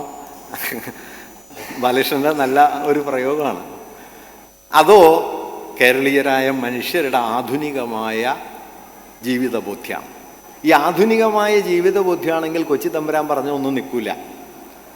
കൊച്ചി തമ്പുരാൻ്റെ യുക്തി എന്താണ്? കേരളത്തിലെയും ഇന്ത്യയിലെയും ഭൂപ്രഭുത്വത്തെ തങ്ങൾക്ക് വേണ്ടി ചുങ്കം പിരിക്കുന്ന ഇടനിലപ്പണിക്കാരായി സംരക്ഷിച്ചുകൊണ്ട് അവരെ നിലനിർത്തിയ ബ്രിട്ടീഷ് സാമ്രാജ്യത്വത്തിൻ്റെ യുക്തിയുടെ അതിൻ്റെ ഒരു തുടർച്ച പോലെ ആധുനിക കേരളത്തിൻ്റെ പരിവേഷത്തിനുള്ളിൽ പരമ്പരാഗതമായ ജാതിജന്മി നാടുവാഴുത്തത്തെയും ബ്രാഹ്മണാധികാരത്തെയും സംരക്ഷിക്കുന്ന യുക്തിയാണ് കൊച്ചി രാജാവ് മുമ്പോട്ട് വയ്ക്കുന്നത്. ഇതാണ് EMSൻ്റെ വിമർശനം. ഞാൻ പറയുന്നത് വി ദ പീപ്പിൾ എന്നത് ചെറിയൊരു കാര്യമല്ല, അത് ആധുനിക ജനാധിപത്യത്തിൻ്റെ കാതലായ തത്വമാണ്. ജനാധികാരം, വിൽ ഓഫ് ദ പീപ്പിൾ എന്ന് പറയുന്നത്, ജനങ്ങളുടെ അധികാരം. ആ ജനാധികാരം എന്ന സങ്കല്പം ജനാധിപത്യ ആശയത്തിലേക്ക് കൂട്ടിക്കൊണ്ടുവരുന്നതിൻ്റെ കേന്ദ്രം ഈ റൂസോ എന്ന് പറയുന്ന രാഷ്ട്രീയ ചിന്തകനാണ്. ജ്ഞാനോദയ ചിന്തയുടെ തന്നെ മറ്റൊരു പ്രധാനപ്പെട്ട പ്രതിനിധിയാണ് മോണ്ടസ്ക്യൂ. അദ്ദേഹമാണ് പിന്നീട് നമ്മൾ ഏറ്റവും കൂടുതൽ ജനാധിപത്യത്തിൽ പരിഗണിച്ച ഈ സെപ്പറേഷൻ ഓഫ് ദ പവർ, അധികാര വിഭജനം. നമ്മൾ എക്സിക്യൂട്ടീവ്, ജുഡീഷ്യറി, ലെജിസ്ലേച്ചർ എന്നെല്ലാം പറഞ്ഞപ്പോൾ അധികാര വിഭജനം നടത്തുമല്ലോ, ആ വിഭജന യുക്തിയുടെ അവതാരകൻ മോണ്ടസ്ക്യൂ ആണ്. ഞാൻ പറഞ്ഞത് 18-ാം നൂറ്റാണ്ടിലെ ഈ 3 വലിയ ചിന്തകരും ആധുനിക ജനാധിപത്യത്തെ ദാർശനികമായി നവീകരിക്കുന്നതിലും അതിനെ സമഗ്രമാക്കുന്നതിലും ഏറ്റവും വലിയ പങ്കുവഹിച്ചവരാണ്. പക്ഷേ അവരുടെ ചിന്ത എന്നാണ് ജനാധിപത്യം ഉണ്ടായതൊന്നും നമ്മൾ കരുതരുത്. ആ ചിന്തകൾ ജനാധിപത്യത്തിൽ കൂടി കലർന്നിട്ടുണ്ട്. ആധുനിക ജനാധിപത്യത്തിൻ്റെ ഏറ്റവും വലിയ ഭൗതികാധാരം എന്താണ്? ഒരു material foundation of modern democracy എന്ന് വിളിക്കാവുന്നത് എന്തിനെയാണ് എന്ന് ചോദിച്ചാൽ നമുക്ക് പറയാൻ കഴിയുന്നത് 2 വിപ്ലവങ്ങളാണ്. ഒന്ന് 1776-ലെ അമേരിക്കൻ വിപ്ലവം, 2 1789-ലെ ഫ്രഞ്ച് വിപ്ലവം. ഈ 2 വിപ്ലവങ്ങളാണ് നാടുവാഴ്ത്ത അധികാരത്തെയും മധ്യകാല രാജവാഴ്ചയെയും തകർത്ത് ജനാധികാരം എന്ന സങ്കല്പത്തിന് ഒരു പ്രായോഗിക രൂപം നൽകിയത്. 1789-ൽ ഫ്രാൻസിലെ മധ്യകാല അധികാരത്തിൻ്റെ കേന്ദ്രമായ കോട്ടകളൊക്കെ തകർത്ത് ജയിൽപ്പുള്ളികളെ മോചിപ്പിച്ച് ജനാധിപത്യത്തിലേക്കുള്ളൊരു വഴി തുറക്കുന്ന വൻ സംഭവമാണ് ഫ്രഞ്ച് വിപ്ലവം 1789. അതിനു മുമ്പ് 1776-ൽ കോളനി അധികാരത്തിൽ നിന്ന് ഒരു സ്വതന്ത്ര രാഷ്ട്രം എന്ന പദവിയിലേക്കുള്ള അമേരിക്കയുടെ പരിവർത്തനത്തിന് വഴിവെച്ചതാണ് അമേരിക്കൻ വിപ്ലവം. 18-ാം നൂറ്റാണ്ടിലെയാണ്. ഇതിൽ ഫ്രഞ്ച് വിപ്ലവമാണ് അംബേദ്കർ അടക്കമുള്ളവർ പിൽക്കാലത്ത് ജനാധിപത്യത്തിൻ്റെ കാതൽ എന്ന് കണക്കാക്കപ്പെട്ട മുദ്രാവാക്യം അല്ലെങ്കിൽ ആശയം രൂപപ്പെടുത്തിയത്. എന്താണ് ഡെമോക്രസി എന്നതിന് ഫ്രഞ്ച് വിപ്ലവം നൽകിയ ഉത്തരമാണ് ഒരുപക്ഷെ അതിന് കൈവന്ന ഉത്തരങ്ങളിൽ ഏറ്റവും പ്രാമാണികം. അത് 3 ആശയങ്ങളിലേക്ക് അദ്ദേഹം ഫ്രഞ്ച് ചിന്തകന്മാർ ചുരുക്കുന്നുണ്ട്. ലിബർട്ടി, ഇക്വാലിറ്റി ആൻഡ് ഫ്രറ്റേണിറ്റി എന്ന തത്വം. സ്വാതന്ത്ര്യം, സമത്വം, സാഹോദര്യം. ഈ ലിബർട്ടി എന്ന വാക്കിന് ഫ്രീഡം എന്നതിൽ നിന്നൊരു വ്യത്യാസമുണ്ട് കേട്ടോ. ഫ്രീഡം എന്നതൊരു വ്യക്തിയുടെ സ്വാതന്ത്ര്യമാണെങ്കിൽ ലിബർട്ടി എന്നതൊരു വ്യക്തി തൻ്റെ സ്വാതന്ത്ര്യത്തെ അവകാശപ്പെടുന്നത് പോലെ അതേ മട്ടിലുള്ള സ്വാതന്ത്ര്യം മറ്റുള്ളവർക്കും അവകാശപ്പെട്ടതാണെന്ന് അംഗീകരിക്കുകയും കൂടി ചെയ്യുന്നുണ്ട്. അതാണ് ലിബർട്ടി എന്ന ഫ്രഞ്ച് വാക്കിൻ്റെ അടിസ്ഥാനപരമായ വ്യത്യാസം. അത് കേവല സ്വാതന്ത്ര്യമല്ല. എൻ്റെ സ്വാതന്ത്ര്യമാണെങ്കിൽ ഫ്രീഡമാണ്, മറിച്ച് എൻ്റെ സ്വാതന്ത്ര്യത്തെ പോലെയുള്ളൊരു സ്വാതന്ത്ര്യം മറ്റുള്ളവർക്കും അവകാശപ്പെട്ടതാണ് എന്ന ഒരു മൂല്യത്തിൻ്റെ പേരാണ് ലിബർട്ടി എന്നത്. അത് പ്രധാനപ്പെട്ടതാണ്. ഗാന്ധി ഈ സ്വരാജ് എന്ന വാക്ക് ഉപയോഗിക്കുകയും സ്വാതന്ത്ര്യം എന്ന വാക്ക് ഇന്ത്യയിൽ ഉപയോഗിക്കാതിരിക്കുകയും ചെയ്തതിൻ്റെ പിന്നിലും ഇങ്ങനെ ചില താല്പര്യങ്ങളുണ്ട്. കാരണം ഈ സ്വാതന്ത്ര്യം, ബ്രിട്ടനിൽ നിന്നുള്ള രാഷ്ട്രീയ സ്വാതന്ത്ര്യം മാത്രമായിട്ട് ഇന്ത്യ സ്വതന്ത്രമായിട്ടൊരു കാര്യമില്ല എന്ന് ആദ്യം പറയുന്ന ആളുകളിൽ ഒരാൾ ഗാന്ധിയാണ്. ഞാൻ അതിനെക്കുറിച്ച് കുറച്ച് കഴിഞ്ഞ് പിന്നാലെ പറയാം. അപ്പോൾ ഇങ്ങനെ ഫ്രഞ്ച് വിപ്ലവം ലിബർട്ടി, ഇക്വാലിറ്റി, ഫ്രറ്റേണിറ്റി എന്നീ 3 തത്വങ്ങൾ ഉണ്ടാക്കുകയും മുഴുവൻ മനുഷ്യർക്കും ഇത് അവകാശപ്പെട്ടതാണ്. സ്വാതന്ത്ര്യം, സമത്വം, സാഹോദര്യം. എന്ന് വരികയും ഒരുപക്ഷെ ആധുനിക ജനാധിപത്യത്തിൻ്റെ ആധാരമായി ഫ്രഞ്ച് ബൂർഷ്വാസി ഉയർത്തിയ ഈ മൂല്യം ഉയർന്നു വരികയും ചെയ്തു. സമീർ അമീൻ എന്നു പേരായ 20-ാം നൂറ്റാണ്ടിലെ വലിയ ചിന്തകന്മാരിലൊരാൾ പിന്നീട് ഇതേക്കുറിച്ച് പറയുന്ന കാര്യം, French bourgeoisie liberty, equality, fraternity എന്ന് പറഞ്ഞെങ്കിലും ഫ്രഞ്ച് ബൂർഷ്വാസി അത് നടപ്പിലാക്കിയില്ല എന്ന്. ബൂർഷ്വാസിക്ക് നടപ്പിലാക്കാൻ പറ്റുന്നൊരു മുദ്രാവാക്യമല്ല ഈ liberty, equality, fraternity. Liberty is okay, സ്വാതന്ത്ര്യം ഓക്കെ, പക്ഷേ ഇക്വാലിറ്റിയും ഫ്രറ്റേണിറ്റിയും നടപ്പിലാക്കാൻ വന്നാൽ പിന്നെ ബൂർഷ്വാസി ഉണ്ടാവില്ല. അതുകൊണ്ട് ബൂർഷ്വാസി ആ സമീർ അമീൻ രസമായിട്ട് പറയുന്നുണ്ട്, ബൂർഷ്വാസി അത് വിളിച്ചെങ്കിലും ആ മുദ്രാവാക്യം അവർ നടപ്പാക്കിയില്ല. എന്നിട്ട് അദ്ദേഹം പറയുന്നത് എല്ലാ മുദ്രാവാക്യവും വിളിച്ചവർ തന്നെ നടപ്പാക്കുന്നത് പ്രതീക്ഷിക്കരുത് എന്നാണ്. വിളിക്കാൻ ഒരാൾ, നടപ്പിലാക്കാൻ വേറെ ആൾ ചിലപ്പോൾ വേണ്ടി വരും. വിളിച്ചവർക്ക് തന്നെ അത് എത്തിക്കാൻ പറ്റില്ല. എന്നിട്ട് അദ്ദേഹം വളരെ മർമ്മസ്പർശിയായ ഒരു ഒബ്സർവേഷൻ കൂടെ വയ്ക്കുന്നുണ്ട്. എന്താണ് ഫ്രഞ്ച് ബൂർഷ്വാസി നടപ്പിലാക്കിയത്? ലിബർട്ടി, ഇക്വാലിറ്റി, ഫ്രറ്റേണിറ്റി എന്ന ഫ്രഞ്ച് റവല്യൂഷൻ്റെ സ്ലോഗനല്ല, മറിച്ച് അമേരിക്കൻ റവല്യൂഷൻ്റെ സ്ലോഗനാണ് അവർ ഏറ്റെടുത്ത് നടപ്പാക്കിയത് എന്ന് അദ്ദേഹം പറയുന്നുണ്ട്. അതെന്താണ്? Liberty and property. സ്വാതന്ത്ര്യം ഇത് ചെറിയ മാറ്റമല്ല. സ്വാതന്ത്ര്യം എന്തിനുള്ള സ്വാതന്ത്ര്യമാണ്? ബൂർഷ്വാ ജനാധിപത്യ ആദർശം എന്ന നിലയ്ക്ക് പറഞ്ഞത് സ്വാതന്ത്ര്യം, സമത്വം, സാഹോദര്യം. സ്വാതന്ത്ര്യം സമത്വത്തിനും സാഹോദര്യത്തിനുമുള്ള സ്വാതന്ത്ര്യമാണ്. പക്ഷെ നടപ്പിലായത് സമത്വത്തിനും സാഹോദര്യത്തിനുമുള്ള സ്വാതന്ത്ര്യമല്ല, സ്വത്തവകാശത്തിനുള്ള സ്വാതന്ത്ര്യം. Liberty and property. എല്ലാവരും സ്വതന്ത്രരാണ്. എന്തിനു സ്വതന്ത്രരാണ്? സ്വത്തവകാശത്തിന്. അല്ലാതെ മറ്റുള്ളവർക്ക് നിങ്ങളുമായി സമത്വം വേണം എന്നത് നിങ്ങളുടെ സ്വാതന്ത്ര്യത്തിൽ പെടില്ല. അല്ലെങ്കിൽ സാഹോദര്യം വേണം എന്നത് സ്വാതന്ത്ര്യത്തിൻ്റെ മൂല്യത്തിൽ പെടില്ല. അതുകൊണ്ട് സ്വാതന്ത്ര്യം എന്നതിനെ മാർസൊക്കെ പിന്നീട് പറയുന്ന ബൂർഷ്വാ ഉടമാവകാശത്തിൻ്റെ സ്വാതന്ത്ര്യം എന്നതിലേക്ക് പരിമിതപ്പെടുത്തിക്കൊണ്ടാണ് വാസ്തവത്തിൽ ബൂർഷ്വാസി തന്നെ ജനാധിപത്യം എന്ന ആശയത്തെ അകമേ ദുർബലപ്പെടുത്തിയത്. ജനാധിപത്യത്തിലൊരു ക്ലാസിക്കൽ കോൺട്രഡിക്ഷനാണിത്. അതൊരിക്കലും സെറ്റിൽ ചെയ്യപ്പെട്ടിട്ടില്ല, ഇപ്പോഴും സെറ്റിൽ ചെയ്യപ്പെട്ടിട്ടില്ല. അതുകൊണ്ട് നിങ്ങൾക്ക് എത്രയെങ്കിലും സമ്പത്ത് ഉണ്ടാക്കാനും മറുഭാഗത്ത് കോടാനുകോടി ദരിദ്രർ പട്ടിണിയിൽ കഴിയുന്ന സമയത്ത് ആ സമ്പത്തിൻ്റെ മുഴുവൻ ഉടമയായി ജീവിക്കാനും നിയമപരമായി ഒരു തകരാറുമില്ലാത്ത, ഒരു എതിരും നേരിടേണ്ടി വരാത്തൊരു സമൂഹത്തെയാണ് നാം ആധുനിക ജനാധിപത്യം എന്ന് വിളിക്കുന്നത്. കാരണം സമത്വം അതിൻ്റെ കൺസേൺ അല്ല, സാഹോദര്യം അതിൻ്റെ കൺസേൺ അല്ല. ഇത് ജനാധിപത്യത്തിനുള്ളിലെ ഒരു വലിയ മൗലികമായ ഒരു പ്രതിസന്ധിയായി മാറി. വാസ്തവത്തിൽ ജനാധിപത്യം എന്ന ആശയത്തെ അകമേ വിഴുങ്ങിയ, അതിൻ്റെ മൂല്യത്തെ ആഴത്തിൽ അർത്ഥരഹിതമാക്കിയ ഒരു ഇൻറ്റേർണൽ കോൺട്രഡിക്ഷനാണ് ജനാധിപത്യം ഈ സമത്വത്തിലേക്കോ സാഹോദര്യത്തിലേക്കോ വികസിക്കാതെ അത് കേവല സ്വാതന്ത്ര്യം എന്ന സങ്കല്പത്തിൽ ചെന്ന് കെട്ടിത്തളഞ്ഞുപോയി എന്നത്. മറ്റൊരു സുപ്രധാനമായ ജനാധിപത്യ ആശയ വിശദീകരണം ഉണ്ടാകുന്നത് 1863-ലാണ്. 1863-ലാണ് എബ്രഹാം ലിങ്കൻ്റെ അതിപ്രസിദ്ധമായ ഗെറ്റിസ്ബർഗ് പ്രസംഗം. അവിടെയാണ് ജനാധിപത്യത്തിനൊരു പക്ഷേ നമ്മളിന്ന് വൻതോതിൽ ഉദ്ധരിക്കുന്ന ഒരു പ്രമാണവാക്യം അദ്ദേഹം പറഞ്ഞത്, a form of government for the people, by the people and of the people. ഇത് 1863-ലാണ്, നവംബർ 19 അങ്ങനെ എന്തോ ആണ് ആ ഡേറ്റ്. ആ പ്രസംഗമാണ് ജനാധിപത്യത്തെ ഒരുപക്ഷെ ഏറ്റവും മോഡേണായ ഒരു ആധുനികമായ ഉള്ളടക്കത്തിലേക്ക് കൊണ്ടുവന്നത്. ജനങ്ങൾക്ക് വേണ്ടി ജനങ്ങളെ ഭരിക്കുന്ന ഒരു ഭരണ സംവിധാനത്തിൻ്റെ പേരാണ് ജനാധിപത്യം എന്നത്. പക്ഷേ പിൽക്കാലത്ത് ഇത് ജനാധിപത്യത്തിന് കിട്ടിയ ഏറ്റവും മൗലികമായ ഒരു എക്സ്പ്ലനേഷനായിട്ട് കണക്കാക്കപ്പെടുന്നുണ്ട്. പക്ഷെ പിൽക്കാലത്ത് ഇതേക്കുറിച്ചും ഒരു ചോദ്യം ഉയർന്നു വരുന്നുണ്ട്. ഇതിലേത് ഘടകമാണ് പ്രധാനം? For the people, by the people and of the people. ജനങ്ങൾക്ക് വേണ്ടി ജനങ്ങളെ ഭരിക്കുന്നു എന്നതിലേതാണ് ജനാധിപത്യത്തിൻ്റെ ഹൃദയം? അത് വളരെ പ്രധാനപ്പെട്ട ചോദ്യമാണ്. കാരണം ജനങ്ങളെയാണ് ഭരിക്കുന്നത് എന്നുള്ളത് ജനാധിപത്യത്തിൽ മാത്രമല്ല.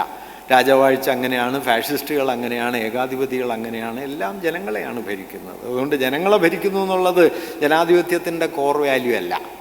ജനങ്ങൾക്ക് വേണ്ടിയാണ് ഭരണം എന്നതൊരു ക്ലെയിമാണ്. അതെല്ലാ കാലത്തും ഉയരുന്ന ക്ലെയിമാണ്. ഫാസിസ്റ്റുകളും എല്ലാ കൊള്ളക്കാരും ജനങ്ങൾക്ക് വേണ്ടിയാണ് എന്നെല്ലാ കാലത്തും പറഞ്ഞിട്ടുണ്ട്.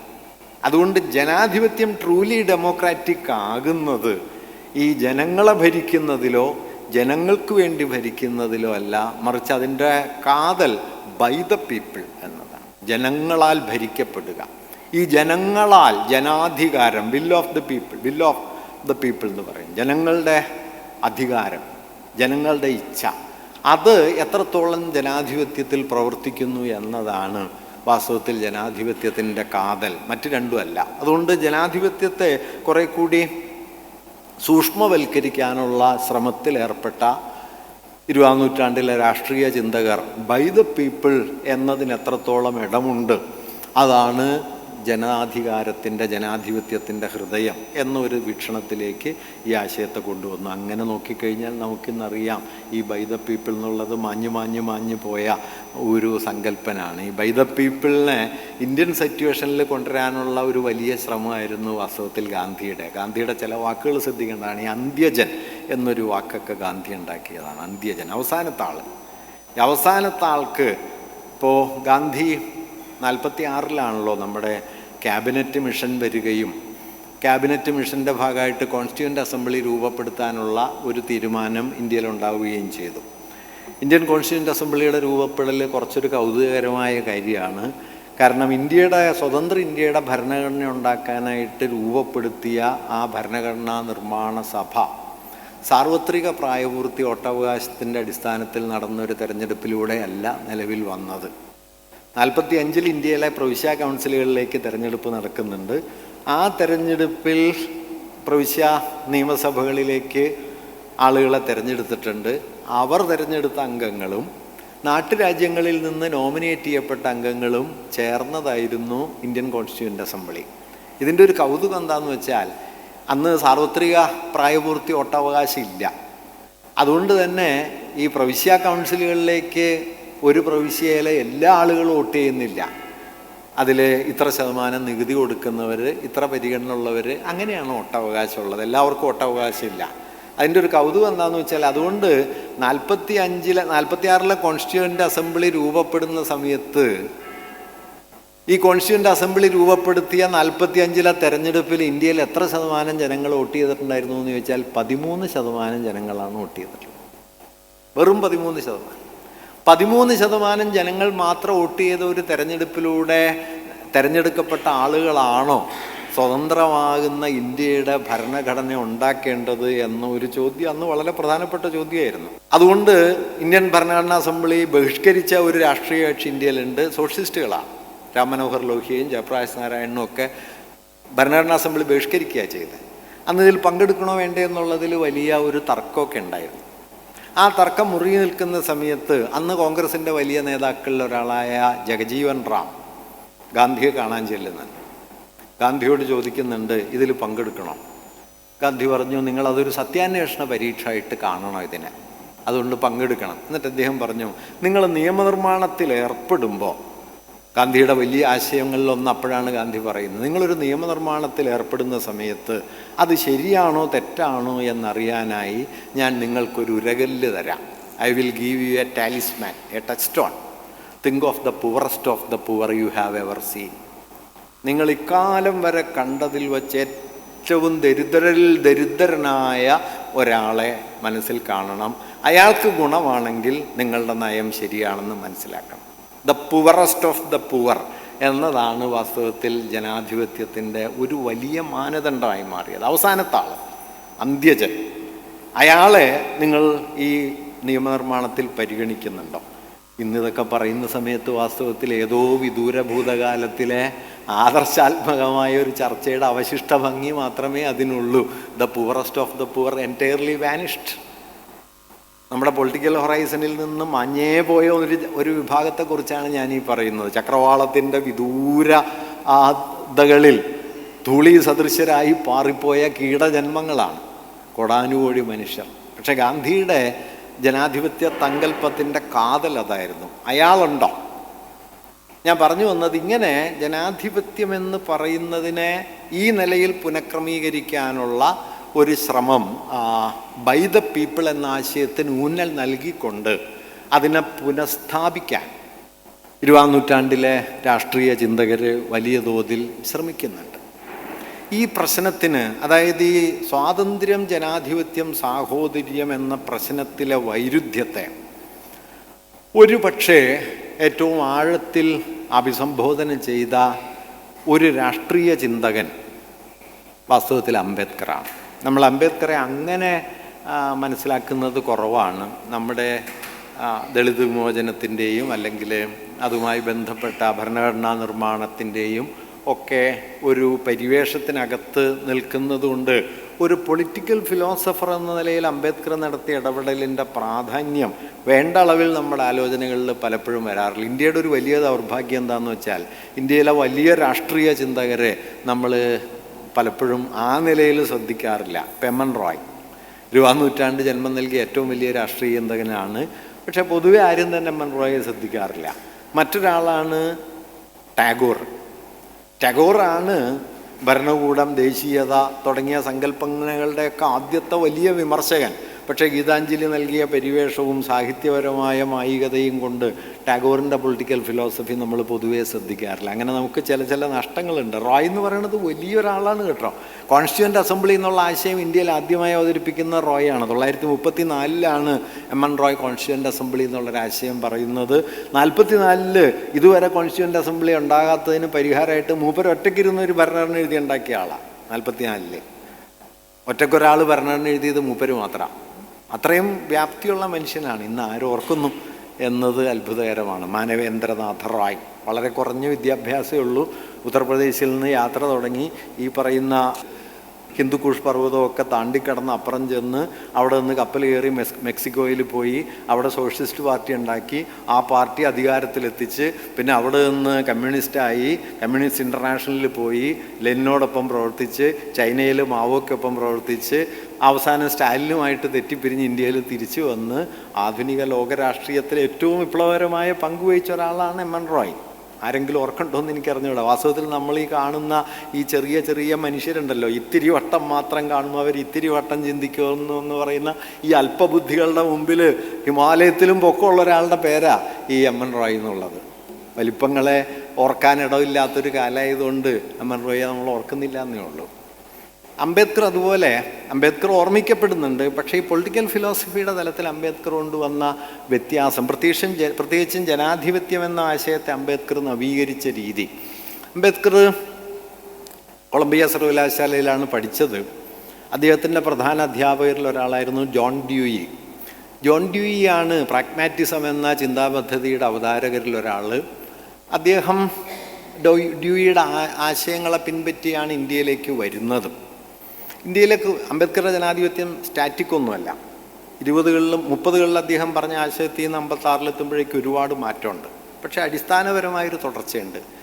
അദ്ദേഹം പറഞ്ഞൊരു കാര്യം, ജനാധിപത്യം എന്ന് പറയുന്നത്, അദ്ദേഹം പറയുന്നുണ്ട്, my philosophy of democracy can be enshrined in 3 words: liberty, equality, fraternity. 3 തത്വങ്ങളാണ് ജനാധിപത്യത്തിൻ്റെ അടിസ്ഥാനം.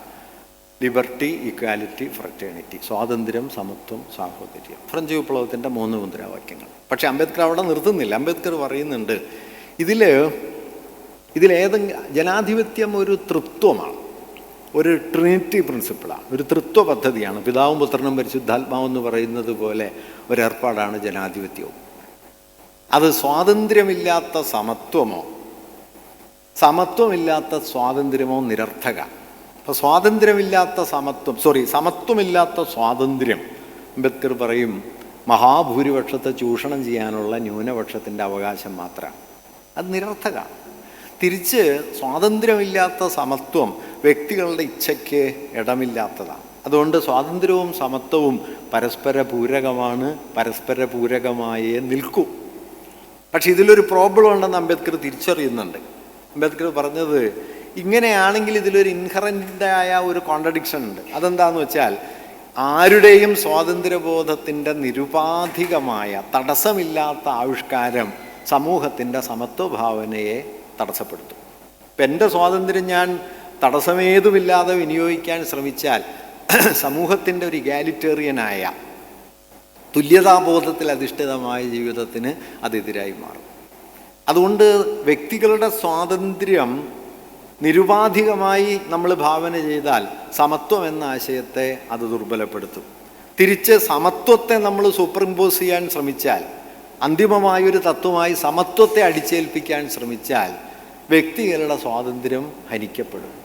അതുകൊണ്ട് സ്വാതന്ത്ര്യവും സമത്വവും അംബേദ്കറുടെ വളരെ മർമ്മസ്പർശിയായൊരു ഡെമോക്രാറ്റിക് ഇൻ്റർവെൻഷനാണ്. ഡെമോക്രസി എന്ന തത്വത്തിൻ്റെ വിപുലീകരണത്തിലെ അംബേദ്കറുടെ ഇടപെടലിൻ്റെ കാതൽ ഈ പറയുന്ന ആശയമാണ്. വെസ്റ്റേൺ ഡെമോക്രസിയുടെ പകർപ്പല്ല അത്. നമ്മൾ പലപ്പോഴും അദ്ദേഹം ഫ്രഞ്ച് വിപ്ലവത്തിൽ നിന്ന് എടുത്തു എന്നൊക്കെ പറയും. അങ്ങനെയല്ല. അദ്ദേഹം കൊണ്ടുവന്നത് സ്വാതന്ത്ര്യവും സമത്വവും പരസ്പര പൂരകമാണ് എന്ന് ഔപചാരികമായി പറയാമെങ്കിലും പ്രായോഗികമായ നിർവഹണ തലത്തിൽ സ്വാതന്ത്ര്യം സമത്വത്തിനും സമത്വം സാഹോദര്യത്തിനും എതിരായി നീങ്ങും. ഇതെവിടെ വെച്ച് പരിഹരിക്കും? ഇത് പരിഹരിക്കാനുള്ള അടിസ്ഥാന തലം സാഹോദര്യമാണ്. ഇതാണ് സാഹോദര്യം. സാഹോദര്യം ഒരു പൊളിറ്റിക്കൽ കാറ്റഗറി ആവുന്നത് അവിടെ വെച്ചാണ്. അദ്ദേഹം പറയും ഇതൊരു അലങ്കാരമല്ല. സമൂഹത്തിൽ സാഹോദര്യ ഭാവന നിലീനമായാൽ മാത്രമാണ് സമത്വവും സ്വാതന്ത്ര്യവും തമ്മിലുള്ള വൈരുദ്ധ്യം പരിഹരിക്കപ്പെടും. അല്ലാത്തടത്തോളം അത് തുടരും. അദ്ദേഹം ഒരു രസമുള്ള നിരീക്ഷണം നടത്തുന്നുണ്ട്. സാഹോദര്യം ഇല്ലെങ്കിൽ സമത്വവും സ്വാതന്ത്ര്യവും സംരക്ഷിക്കാൻ നിങ്ങളൊരു പോലീസ് ഇൻസ്പെക്ടറെ ഏർപ്പാടാക്കേണ്ടി വരുന്നതാണ്. പോലീസ് ഇങ്ങനെ ഏർപ്പാടാക്കേണ്ടി വരും. അതായത് സമൂഹത്തിൽ സാഹോദര്യ ഭാവനയ്ക്ക് എത്ര വേരുണ്ടോ അത്രയുമാണ് എൻ്റെ സ്വാതന്ത്ര്യബോധം മറ്റൊരാളുടെ സമത്വാധികാരത്തെ നിഷേധിക്കരുതെന്ന് ഞാനും സമൂഹത്തിൻ്റെ സമത്വഭാവന വ്യക്തികളുടെ ഇച്ഛയ്ക്കെതിരാവരുതെന്ന് സമൂഹവും കരുതുന്നത് ആ സമൂഹത്തിൽ വേരുപിടിച്ച സാഹോദര്യ ഭാവനയുടെ ബലത്തിലാണ്. അതുകൊണ്ട് അംബേദ്കർ പറഞ്ഞു എത്തിക്കുന്നത്, അതുകൊണ്ട് ഈ 3 തത്വങ്ങളിൽ ജനാധിപത്യത്തിനൊരു ഹൃദയ തത്വമുണ്ട്. അത് സ്വാതന്ത്ര്യമല്ല, അത് സമത്വമല്ല, അത് സാഹോദര്യമാണ്. ഭരണഘടനാ രൂപീകരണ സമിതിയുടെ ഉപദേശകനായിട്ടുള്ള BN റാവു തയ്യാറാക്കിയ ഡോക്യുമെൻ്റ് ഉണ്ട്.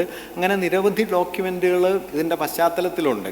പക്ഷേ ഈ ഡോക്യുമെൻറ്റുകളിലോ അതിൻ്റെ ആമുഖ പ്രസ്താവനകളിലോ എവിടെയുമില്ലാത്തൊരാശയം അംബേദ്കറായി ഇന്ത്യൻ ഭരണഘടനയുടെ പ്രിയാമ്പിളിൽ കൂട്ടിച്ചേർത്തത് ഇന്നുള്ളത് ഫ്രറ്റേണിറ്റി എന്ന വാക്യവും അതിൻ്റെ വിശദീകരണമാണ്. ഫ്രറ്റേണിറ്റി, അദ്ദേഹം അതിന് കൊടുക്കുന്ന വിശദീകരണം ശ്രദ്ധിക്കേണ്ടതാണ്. Fraternity assuring the dignity of the individual and unity and integrity of the nation. ഇതിൽ ഇൻ്റഗ്രിറ്റി 42ാം ഭരണഘടനാ ഭേദഗതി വഴി വന്നതാണ്. യൂണിറ്റി ഉണ്ടായിരുന്നുള്ളൂ, ഇൻ്റഗ്രിറ്റി ഇടയ്ക്കൊന്ന് കൂട്ടിച്ചേർത്തതാണ്. അതിനൊക്കെ അതിൻ്റെ രാഷ്ട്രീയമുണ്ട്, അതവിടെ നിൽക്കട്ടെ. എന്തായാലും ഇത് വളരെ പ്രധാനപ്പെട്ട പോയിൻ്റാണ്. വ്യക്തിയുടെ അന്തസ്സ് ഉറപ്പാക്കിക്കൊണ്ടല്ലാതെ നിങ്ങൾക്ക് രാഷ്ട്രത്തിൻ്റെ ഐക്യത്തെ നിലനിർത്താൻ കഴിയില്ല എന്ന് പറയുകയും ആധുനിക ജനാധിപത്യം എന്ന് പറയുന്നത് നീതി, സമത്വം, സാഹോദര്യം, ജനാധിപത്യം എന്നിവയിൽ അധിഷ്ഠിതമായി നിലനിൽക്കണമെങ്കിൽ അത് സാഹോദര്യനിഷ്ഠമാകണം എന്ന് കരുതുകയും ചെയ്യുന്ന ഒരു രാഷ്ട്രീയ വിശദീകരണം ജനാധിപത്യ സങ്കല്പത്തിലേക്ക് വിളക്കി ചേർക്കുന്നു എന്നതാണ് അംബേദ്കറുടെ ജനാധിപത്യത്തിൻ്റെ കാതൽ. അത് യൂറോപ്യൻ ജനാധിപത്യത്തിൻ്റെ വെറുമൊരു എക്സ്റ്റൻഷൻ അല്ല. കാരണം ഈ സാഹോദര്യം എന്നതൊരു പൊളിറ്റിക്കൽ കാറ്റഗറിയാണെന്ന് പറയുന്നത് ഇന്ത്യൻ സിറ്റുവേഷനിൽ വളരെ പ്രധാനമാണ്. കാരണം ഇന്ത്യൻ സിറ്റുവേഷൻ പ്രാഥമികമായി ഇന്ത്യ നിരസിച്ചത് സാഹോദര്യ ഭാവനയാണ്. സാഹോദര്യ ഭാവനയാണ് ഇന്ത്യ നിരസിക്കുന്നത്. ജാതി എന്തിൻ്റെ നിരാകരണമാണെന്ന് ചോദിച്ചാൽ ഏറ്റവും ലളിതമായി പറയാവുന്നത് മനുഷ്യർ തുല്യരാണ് എന്നുള്ള അടിസ്ഥാനപരമായ ഒരു സാഹോദര്യ ബോധത്തിൻ്റെ നിരാകരണമാണ്. അതുകൊണ്ട് അംബേദ്കർക്കും ഏതാണ്ട് 70 കൊല്ലം മുമ്പ് കേരളത്തിൽ ഒരാൾ ഈ വാക്യം ഉപയോഗിച്ചിരുന്നു എന്നുള്ളത് ഓർക്കണം. സോദരത്വേന വാഴുന്ന മാതൃകാസ്ഥാനം എന്നതൊരു ഭരണഘടനാ തത്വമാണ്. ഒരാധുനിക ജനാധിപത്യത്തിൻ്റെ ഹൃദയമൂല്യമാണ്. അമ്പലച്ചുമരിൽ വെറുതെ എഴുതി വെച്ചതൊന്നുമല്ല. ആധുനിക ജനാധിപത്യം വരാണ്. കാരണം സാഹോദര്യം എന്ന് പറഞ്ഞാൽ എന്താണ്? എനിക്ക് തുല്യമായ ജീവിതാവകാശം മറ്റൊരാൾക്കുണ്ട് എന്നത് ഒരനുഭവമൂല്യമായി ഞാൻ ഉൾക്കൊള്ളുന്നതിൻ്റെ പേരാണ് സാഹോദര്യം. റട്ടറിക്കല്ല, ഒരു പൊളിറ്റിക്കൽ സ്റ്റേറ്റ്മെൻ്റ് അല്ല, ഒരു അബ്സ്ട്രാക്റ്റ് വാല്യൂ അല്ല, എക്സ്പീരിയൻഷ്യൽ ലെവലാണ്. സാഹോദര്യം ഒരു എക്സ്പീരിയൻഷ്യൽ ലെവലാണ്. അതുകൊണ്ടാണ് ആധുനിക ചിന്തയിൽ ഈ സാഹോദര്യം കയറി വരുന്നത്. അതുകൊണ്ടാണ് ഈ ജിൻവാൽജിനോട് മറ്റേ ആ മൂപ്പര് എൻ്റെ സഹോദരൻ എന്ന് പറയുന്നത്. ഡിയിലെ മെത്രാൻ പോലീസ് ഓഫീസർ ചോദിക്കുമല്ലോ, നിങ്ങൾക്ക് ഇയാളെ അറിയാമോ? അറിയാമെന്ന് പറയും. ആരാന്ന് ചോദിക്കുമ്പോൾ എൻ്റെ സഹോദരൻ എന്ന് പറയും. അത് വലിയ പൊളിറ്റിക്കൽ ആൻസറാണ്. 19ാം നൂറ്റാണ്ടിൽ ആധുനിക രാഷ്ട്രീയം രൂപപ്പെടുത്തിയ പ്രധാനപ്പെട്ട ഒരു കാറ്റഗറിയാണ് ഈ സാഹോദര്യം എന്നത്. ആ സാഹോദര്യത്തെ ജനാധിപത്യവുമായി കൂട്ടിവിളക്കി യൂറോപ്യൻ ജനാധിപത്യത്തിൻ്റെ ഔപചാരിക ഘടനയുടെ പരിമിതിയിൽ നിന്ന് ആധുനിക ജനാധിപത്യ ചിന്തയെ തുറക്കുന്ന ഒരു വലിയ രാഷ്ട്രീയ ഇടപെടലാണ് അംബേദ്കർ ഈ ജനാധിപത്യം എന്ന ആശയത്തിൽ കൊണ്ട്. അതുകൊണ്ടാണ് അംബേദ്കർ ജനാധിപത്യത്തെക്കുറിച്ച് പറയുന്നത് democracy is not a form of government but a form of living. ഒരു ഭരണകൂട രൂപമല്ല, ഒരു ജീവിത രീതിയാണ്. ജനാധിപത്യം ഒരു ജീവിത രീതിയാണ്. എന്താണത്? Reverence to the fellow being. ഒപ്പം ജീവിക്കുന്നവരോടുള്ള ബഹുമാനം, ആദരവ്, കരുതൽ, അവർക്ക് വേണ്ടിയുള്ള പരിഗണന. നാരായണഗുരു പറഞ്ഞ കാര്യമാണിത്. അവനവൻ ആത്മസുഖത്തിന് ആചരിക്കുന്നത് അപരൻ്റെ ഗുണത്തിനായി വരണം. നാരായണഗുരു ഒരു രാഷ്ട്രീയ ചിന്തകനാണെന്ന് നമ്മൾ മനസ്സിലാക്കിയിട്ടേ ഇല്ല. മൂപ്പര് കവിതയൊക്കെ എഴുതി ആത്മീയ തത്വമൊക്കെ പറഞ്ഞ് നടന്ന ഒരാളാണ് എന്നാണ് കരുതുന്നത്. ആഴമുള്ള രാഷ്ട്രീയ ചിന്തകനാണ്. അപരൻ്റെ ഗുണത്തിലാണ് ആത്മഗുണം എന്നത്. Reverence to the fellow being, ഒപ്പം ജീവിക്കുന്ന മനുഷ്യരോടുള്ള കരുതലിലാണ് ജനാധിപത്യം. അതുകൊണ്ട് ജനാധിപത്യത്തെ അദ്ദേഹം പിന്നീട് പല നിലയിൽ വിശദീകരിക്കുന്നുണ്ട്. ഒരുപാട് പ്രസ്താവനകൾ അദ്ദേഹം നടത്തുന്നുണ്ട്. അദ്ദേഹം പറയുന്ന വേറൊരു വിശദീകരണം ജനാധിപത്യത്തെ ഭൂരിപക്ഷം എന്ന സങ്കല്പത്തിന് പുറത്തു കൊണ്ടരലാണ്. ജനാധിപത്യം ഭൂരിപക്ഷമാണെന്ന് സങ്കല്പിച്ചാൽ വലിയ അപകടമാണ്. കാരണം ഭൂരിപക്ഷം കിട്ടി ജയിക്കുന്നതൊന്നും ജനാധിപത്യം ആവണമെന്നില്ല. ഹിറ്റ്ലർ തെരഞ്ഞെടുപ്പിൽ ജയിച്ച ഒരാളുടെ പേരാ, മുസോളിനിയും തെരഞ്ഞെടുപ്പിൽ ജയിച്ച ഒരാളുടെ പേരാ. അതുകൊണ്ട് തെരഞ്ഞെടുപ്പിൽ ജയിക്കുന്നതൊക്കെ ജനാധിപത്യമാണെന്ന് കരുതി കഴിഞ്ഞാൽ ജനാധിപത്യം ആവണമെന്നില്ല. അത് എൻ്റെ ഒരു പ്രധാനപ്പെട്ട കാര്യമാണ്. ഇപ്പോൾ 100 പേരുള്ളൊരു കൂട്ടായ്മയിൽ 99 പേർക്ക് ഒരു അഭിപ്രായം ഉണ്ടാവുകയും ഒരാൾ വിയോജിക്കുകയും ചെയ്താൽ 99 പേരും കൂടി ചേർന്ന് അയാളെ തല്ലിക്കൊല്ലാൻ തീരുമാനിക്കുന്നതിൻ്റെ പേര് ഫാഷിസം എന്നാണ്. അതിൽ ജനാധിപത്യമൊന്നുമില്ല. വിജയൻ മാഷ് പണ്ട് പറയുന്നുണ്ട്, ജനാധിപത്യത്തിൽ ഫാഷിസത്തിന് ഒരു മുറിയുണ്ട് എന്ന്. വളരെ മർമ്മസ്പർശിയായ ഒബ്സർവേഷനാണ്. ഫാഷിസം ജനാധിപത്യത്തിൻ്റെ ഉള്ളിലുണ്ടാവും. കേവല ഭൂരിപക്ഷവാദമാണ്, മെജോറിറ്റേറിയനിസമാണ് ജനാധിപത്യമെന്ന് കരുതിയാൽ ജനാധിപത്യം ഏത് ചുവടിലും ഫാഷിസമാവും. ഇൻഹറൻ്റ്ലി ഫാഷിസ്റ്റ് പൊട്ടൻഷ്യൽ ഉള്ള ഒന്നാണ് മെജോറിറ്റേറിയനായ ജനാധിപത്യ ഭാവന. അതുകൊണ്ടാണ് സോക്രട്ടീസ് അന്ധകാലത്ത് എതിർത്തത്. ഗ്രീക്ക് ജനാധിപത്യം രൂപപ്പെട്ട കാലത്ത് സോക്രട്ടീസ് അതിനോട് ക്രിട്ടിക്കലായിരുന്നു. അദ്ദേഹം പറഞ്ഞത്, പുറമേക്ക് പറഞ്ഞത് ബുദ്ധിശൂന്യതയുടെ ഭൂരിപക്ഷമായിരിക്കുന്നതാണ്. അതൊരു ജനവിരുദ്ധമാണെന്ന് ഇന്നത്തെ നിലയ്ക്ക് പറയാം. ഇന്നത്തെ ഭാഷയിൽ പറഞ്ഞാൽ പൊളിറ്റിക്കലി കറക്റ്റ് അല്ല. പക്ഷെ അന്ന് അദ്ദേഹം ഇതിനോട് ഒരു കൗതുകമുള്ള വിമർശനമാണ് പറഞ്ഞത്. കേവല ഭൂരിപക്ഷം അല്ല. അംബേദ്കർ ഈ പ്രോബ്ലത്തെ അഡ്രസ്സ് ചെയ്യുന്നത് വേറൊരു നിലയ്ക്കാണ്. അദ്ദേഹം പറഞ്ഞത് ജനാധിപത്യം എന്താണ്? ജനാധിപത്യത്തെ അദ്ദേഹം വ്യത്യസ്തത എന്ന ആശയവുമായിട്ട് ഘടിപ്പിച്ചു. കേവല ഭൂരിപക്ഷമല്ല. എന്നിട്ട് അദ്ദേഹം പറഞ്ഞത് വ്യത്യസ്തരായിരിക്കാനും ആ വ്യത്യസ്തതയുടെ പേരിൽ വേട്ടയാടപ്പെടാതിരിക്കാനും ഇരയാക്കപ്പെടാതിരിക്കാനുമുള്ള അധികാരമാണ് ജനാധിപത്യം. ബീയിങ് ഡിഫറൻറ്റ്, വേറിട്ട് നിൽക്കാനുള്ള അധികാരത്തിൻ്റെ പേരാണ്. അപ്പോൾ ഒരു കമ്മ്യൂണിറ്റി ഒരു പൊതുവീക്ഷണം വച്ച് പുലർത്തുന്നു എന്നതല്ല, ഭൂരിപക്ഷം പേരും ആ പൊതുവീക്ഷണത്തോട് ചേർന്ന് നിൽക്കുന്നു എന്നുള്ളതല്ല, മറിച്ച് ആ പൊതുവീക്ഷണത്തിനെതിരായ നിലപാടുകളെ സംരക്ഷിക്കാൻ, നിലനിർത്താൻ ആ കമ്മ്യൂണിറ്റിക്ക് എത്ര കെൽപ്പുണ്ട് എന്നതാണ് ജനാധിപത്യത്തിൻ്റെ അടിസ്ഥാനം. അല്ലാതെ പൊതുവീക്ഷണത്തിന് മേൽക്കൈയുണ്ടോ എന്നുള്ളതല്ല. നോക്കൂ, ഇങ്ങനെ ഭൂരിപക്ഷമല്ല, ന്യൂനപക്ഷത്തിൻ്റെ സംരക്ഷണശേഷിയാണ് ജനാധിപത്യം. ഇത് ജനാധിപത്യത്തെക്കുറിച്ചുള്ള സങ്കല്പത്തിൻ്റെ ഒരു റിവേഴ്സലാണ്. ഗ്രീക്ക് ജനാധിപത്യം കേവല ഭൂരിപക്ഷ ബോധമാണ്. ജനാധിപത്യത്തെക്കുറിച്ചുള്ള മിക്കവാറും 19-ാം നൂറ്റാണ്ട് വരെയുള്ള എല്ലാ സങ്കല്പങ്ങളും ജനാധിപത്യം ഭൂരിപക്ഷപരം എന്ന സങ്കല്പമാണ്. അതിന് പകരം ഈ ഭൂരിപക്ഷത്തിന് ഭിന്നതയെ സംരക്ഷിക്കാൻ എത്ര ശേഷിയുണ്ട് എന്നതിലേക്ക് ഈ പറയുന്ന ജനാധിപത്യ തത്വം മാറുകയാണ്. ഇതിൽ വലിയൊരു ആശയമുണ്ട്. കാരണം അടിസ്ഥാനപരമായി പ്രകൃതി എന്ന് പറയുന്നത് റെപ്പറ്റീഷനല്ല, ഡിഫറൻസാണ്. പ്രകൃതിയുടെ അടിസ്ഥാന സ്വഭാവം ഡിഫറൻസാണ്. ഈ ഡിഫറൻസിനെ മെയിൻറ്റെയിൻ ചെയ്താൽ മാത്രമാണ് നാച്ചുറൽ ആവുള്ളൂ. ഇപ്പോൾ ഒരു ഫാക്ടറിയിൽ നിങ്ങൾ നട്ടും ബോൾട്ടും ഉണ്ടാക്കുന്നു. എല്ലാ നട്ടും ബോൾട്ടും ഒരേ ആകാരത്തിലാണ്, ഒരേ ആകൃതിയിലാണ് എന്നതിൻ്റെ അർത്ഥം അവിടെ ഐക്യമുണ്ട് എന്നല്ല. അവിടെ ഉള്ളത് ഫോർമൽ, മെക്കാനിക്കൽ ആയ ആവർത്തനാണ്. പ്രകൃതി വാസ്തവത്തിൽ ആവർത്തിക്കുന്നേയില്ല. നിങ്ങളൊരു മരത്തിലെ 100 ഇലയുണ്ടെങ്കിൽ നിങ്ങൾ ശ്രദ്ധിച്ച് നോക്കിക്കോളൂ, 100 ഇലയും 100 തരമായിരിക്കും. ഒരേ തരമല്ല. വ്യത്യാസം എസൻഷ്യലാണ്. വ്യത്യാസത്തിനുള്ളിൽ അതൊരൈക്യത്തെ നിലനിർത്തുന്നുണ്ടാവും. പക്ഷെ വ്യത്യാസത്തെ റദ്ദാക്കുന്നത്, എൻറ്റയർലി വ്യത്യാസത്തെ ഇല്ലാതാക്കുന്നത് പ്രകൃതിയുടെ സ്വഭാവമല്ല. അതുകൊണ്ട് സഹജമായിരിക്കുന്നത് വ്യത്യസ്തതയാണ്, സ്വാഭാവികമായിരിക്കുന്നത് വ്യത്യസ്തതയാണ്. ഈ വ്യത്യസ്തതകൾക്കുള്ളിൽ ബോധപൂർവം ആ വ്യത്യസ്തതയ്ക്കപ്പുറമുള്ളൊരു ഏകതയെ നാം ഉയർത്തിപ്പിടിക്കുമ്പോഴാണ് ഐക്യം ഉണ്ടാവുക. അതായത് ഐക്യം എന്നത് മാനുഷികമായ ഇച്ഛയുടെ ആവിഷ്കാരമാണ്, അല്ലാതെ യാന്ത്രികമായ ഒരു സമരൂപത്തിൻ്റെ നിർമ്മാണമല്ല.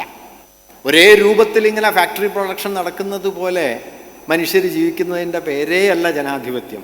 മറിച്ച് വ്യത്യസ്തതകൾക്കുള്ളിൽ ജീവിക്കുകയും ആ വ്യത്യസ്തതകളെ മാറ്റിവെച്ച് ഒരുമിച്ച് നിൽക്കാനായിട്ട് മനുഷ്യർ സ്വന്തം ഇച്ഛയുടെ അടിസ്ഥാനത്തിൽ തീരുമാനം എടുക്കുകയും ചെയ്യുമ്പോഴാണ് യൂണിറ്റി എന്ന് പറയുന്നത്. അതുകൊണ്ടാണ് യൂണിറ്റി ഓർഗാനിക് ആയിരിക്കുന്നത്, പറ്റം യാന്ത്രികമായിരിക്കും. ഫാക്ടറി പ്രൊഡക്ഷൻ പറ്റങ്ങളെ ഉണ്ടാക്കുക, പ്രകൃതി യൂണിറ്റി ഉണ്ടാക്കുക. അത് ഈ വ്യത്യസ്തതകൾക്കുള്ളിലാണ്. ഈ വ്യത്യസ്തത എന്ന ആശയത്തെ ദലേസിൻ്റെ 20-ാം നൂറ്റാണ്ടിലെ ചിന്താചരിത്രത്തിലെ ഏറ്റവും പ്രധാനപ്പെട്ട പുസ്തകങ്ങളിലൊന്നിൻ്റെ പേര് തന്നെ റെപ്പറ്റീഷൻ ആൻഡ് ഡിഫറൻസ് എന്നാണ്. വ്യത്യസ്തതകളും ആവർത്തനവും വ്യത്യസ്തത മെയിൻറ്റെയിൻ ചെയ്യപ്പെടുന്നുണ്ടെന്നുള്ളതാണ് വാസ്തവത്തിൽ ജനാധിപത്യത്തിൻ്റെ കാതൽ, അല്ലാതെ ആവർത്തനത്തെ ഉറപ്പിക്കലല്ല. ആവർത്തനത്തെ ഉറപ്പിക്കലായിരുന്നു ഡെമോക്രസിയെക്കുറിച്ചുള്ള പഴയ ധാരണ. വ്യത്യസ്തതയെ ഉറപ്പിക്കലാണ് ആധുനിക ജനാധിപത്യത്തിൻ്റെ സങ്കല്പം, ആധാരം. ഇപ്പം ശിക്ഷ എന്താവണം? കേസരിവാല കൃഷ്ണപിള്ള പണ്ട് കേസരിയെക്കുറിച്ച് എന്തെങ്കിലും പറയാതെ ഒരു പ്രസംഗം അവസാനിപ്പിക്കില്ല എന്നുള്ളത് എൻ്റെ ഒരു ജീവിതവ്രതമാണ്. കേസരിവാല കൃഷ്ണപിള്ള പണ്ട് ഒരു മോപ്രസംഗം എഴുതി. അതിൻ്റെ സന്ദർഭം എന്താ, ഞാൻ ഈ വ്യത്യസ്തതയെക്കുറിച്ച് പറയാൻ വേണ്ടിയിട്ടാണ്. അതിൻ്റെ സന്ദർഭം എന്തായിരുന്നു എന്ന് വെച്ചാൽ, തിരുവാങ്കൂർ ശ്രീമൂലം പ്രജാസംബളിയിൽ ഒരു സ്വകാര്യ പ്രമേയം വന്നു. ആ പ്രമേയം ഈ സ്ത്രീകളെ വധശിക്ഷയിൽ നിന്ന് ഒഴിവാക്കണം എന്നാണ്. അപ്പോൾ കേസരി അവിടെ ഉണ്ട്. നിങ്ങൾ ഓർക്കണ്ടോന്ന് അറിഞ്ഞുകൂടാ, ഈ അസംബ്ലി റിപ്പോർട്ടിങ് കേരളത്തിൽ ആദ്യം തുടങ്ങിയ ആൾ കേസരിവാല കൃഷ്ണപിള്ളയാണ്. മൂപ്പര് ശ്രീമൂല അസംബ്ലി സമ്മേളിക്കുമ്പോൾ അവിടെ പോയിരിക്കും. അവിടെ ഓരോരുത്തരും പറയുന്നതൊക്കെ കേൾക്കും. അതിനെയൊക്കെ വിമർശിച്ചും പിന്തുണച്ചുമൊക്കെ ദീർഘങ്ങളായ ലേഖനങ്ങൾ എഴുതും. അങ്ങനെ അസംബ്ലി റിപ്പോർട്ടിംഗ് ആരംഭിച്ചത് കേസരിവാല കൃഷ്ണപിള്ളയാണ്. ഈ പ്രമേയം വന്നു, പ്രമേയം ചർച്ചയ്ക്കെടുത്തില്ല, തള്ളിക്കളഞ്ഞു. അതുകൊണ്ട് 2 വരി വാക്യത്തിൽ അവസാനിപ്പിക്കാവുന്ന ഒരു കാര്യമാണത്. ഈ ഒരു പ്രമേയം വന്നു, ചർച്ച ചെയ്തില്ല. പക്ഷേ കേസരി 3 ദിവസം മോപ്രസംഗം എഴുതി. കേസരിയുടെ മോപ്രസംഗം അങ്ങനെയാണ്, ഒരു ദിവസം കൊണ്ടൊന്നും തീരില്ല. ചില പ്രസംഗങ്ങൾ 3-4 ദിവസമൊക്കെ നീണ്ടുപോകും. ഈ മോപ്രസംഗത്തിൽ കേസരി പറഞ്ഞത് വധശിക്ഷയിൽ നിന്ന് സ്ത്രീകളെ ഒഴിവാക്കണം എന്നല്ല, വധശിക്ഷ ഒഴിവാക്കണം.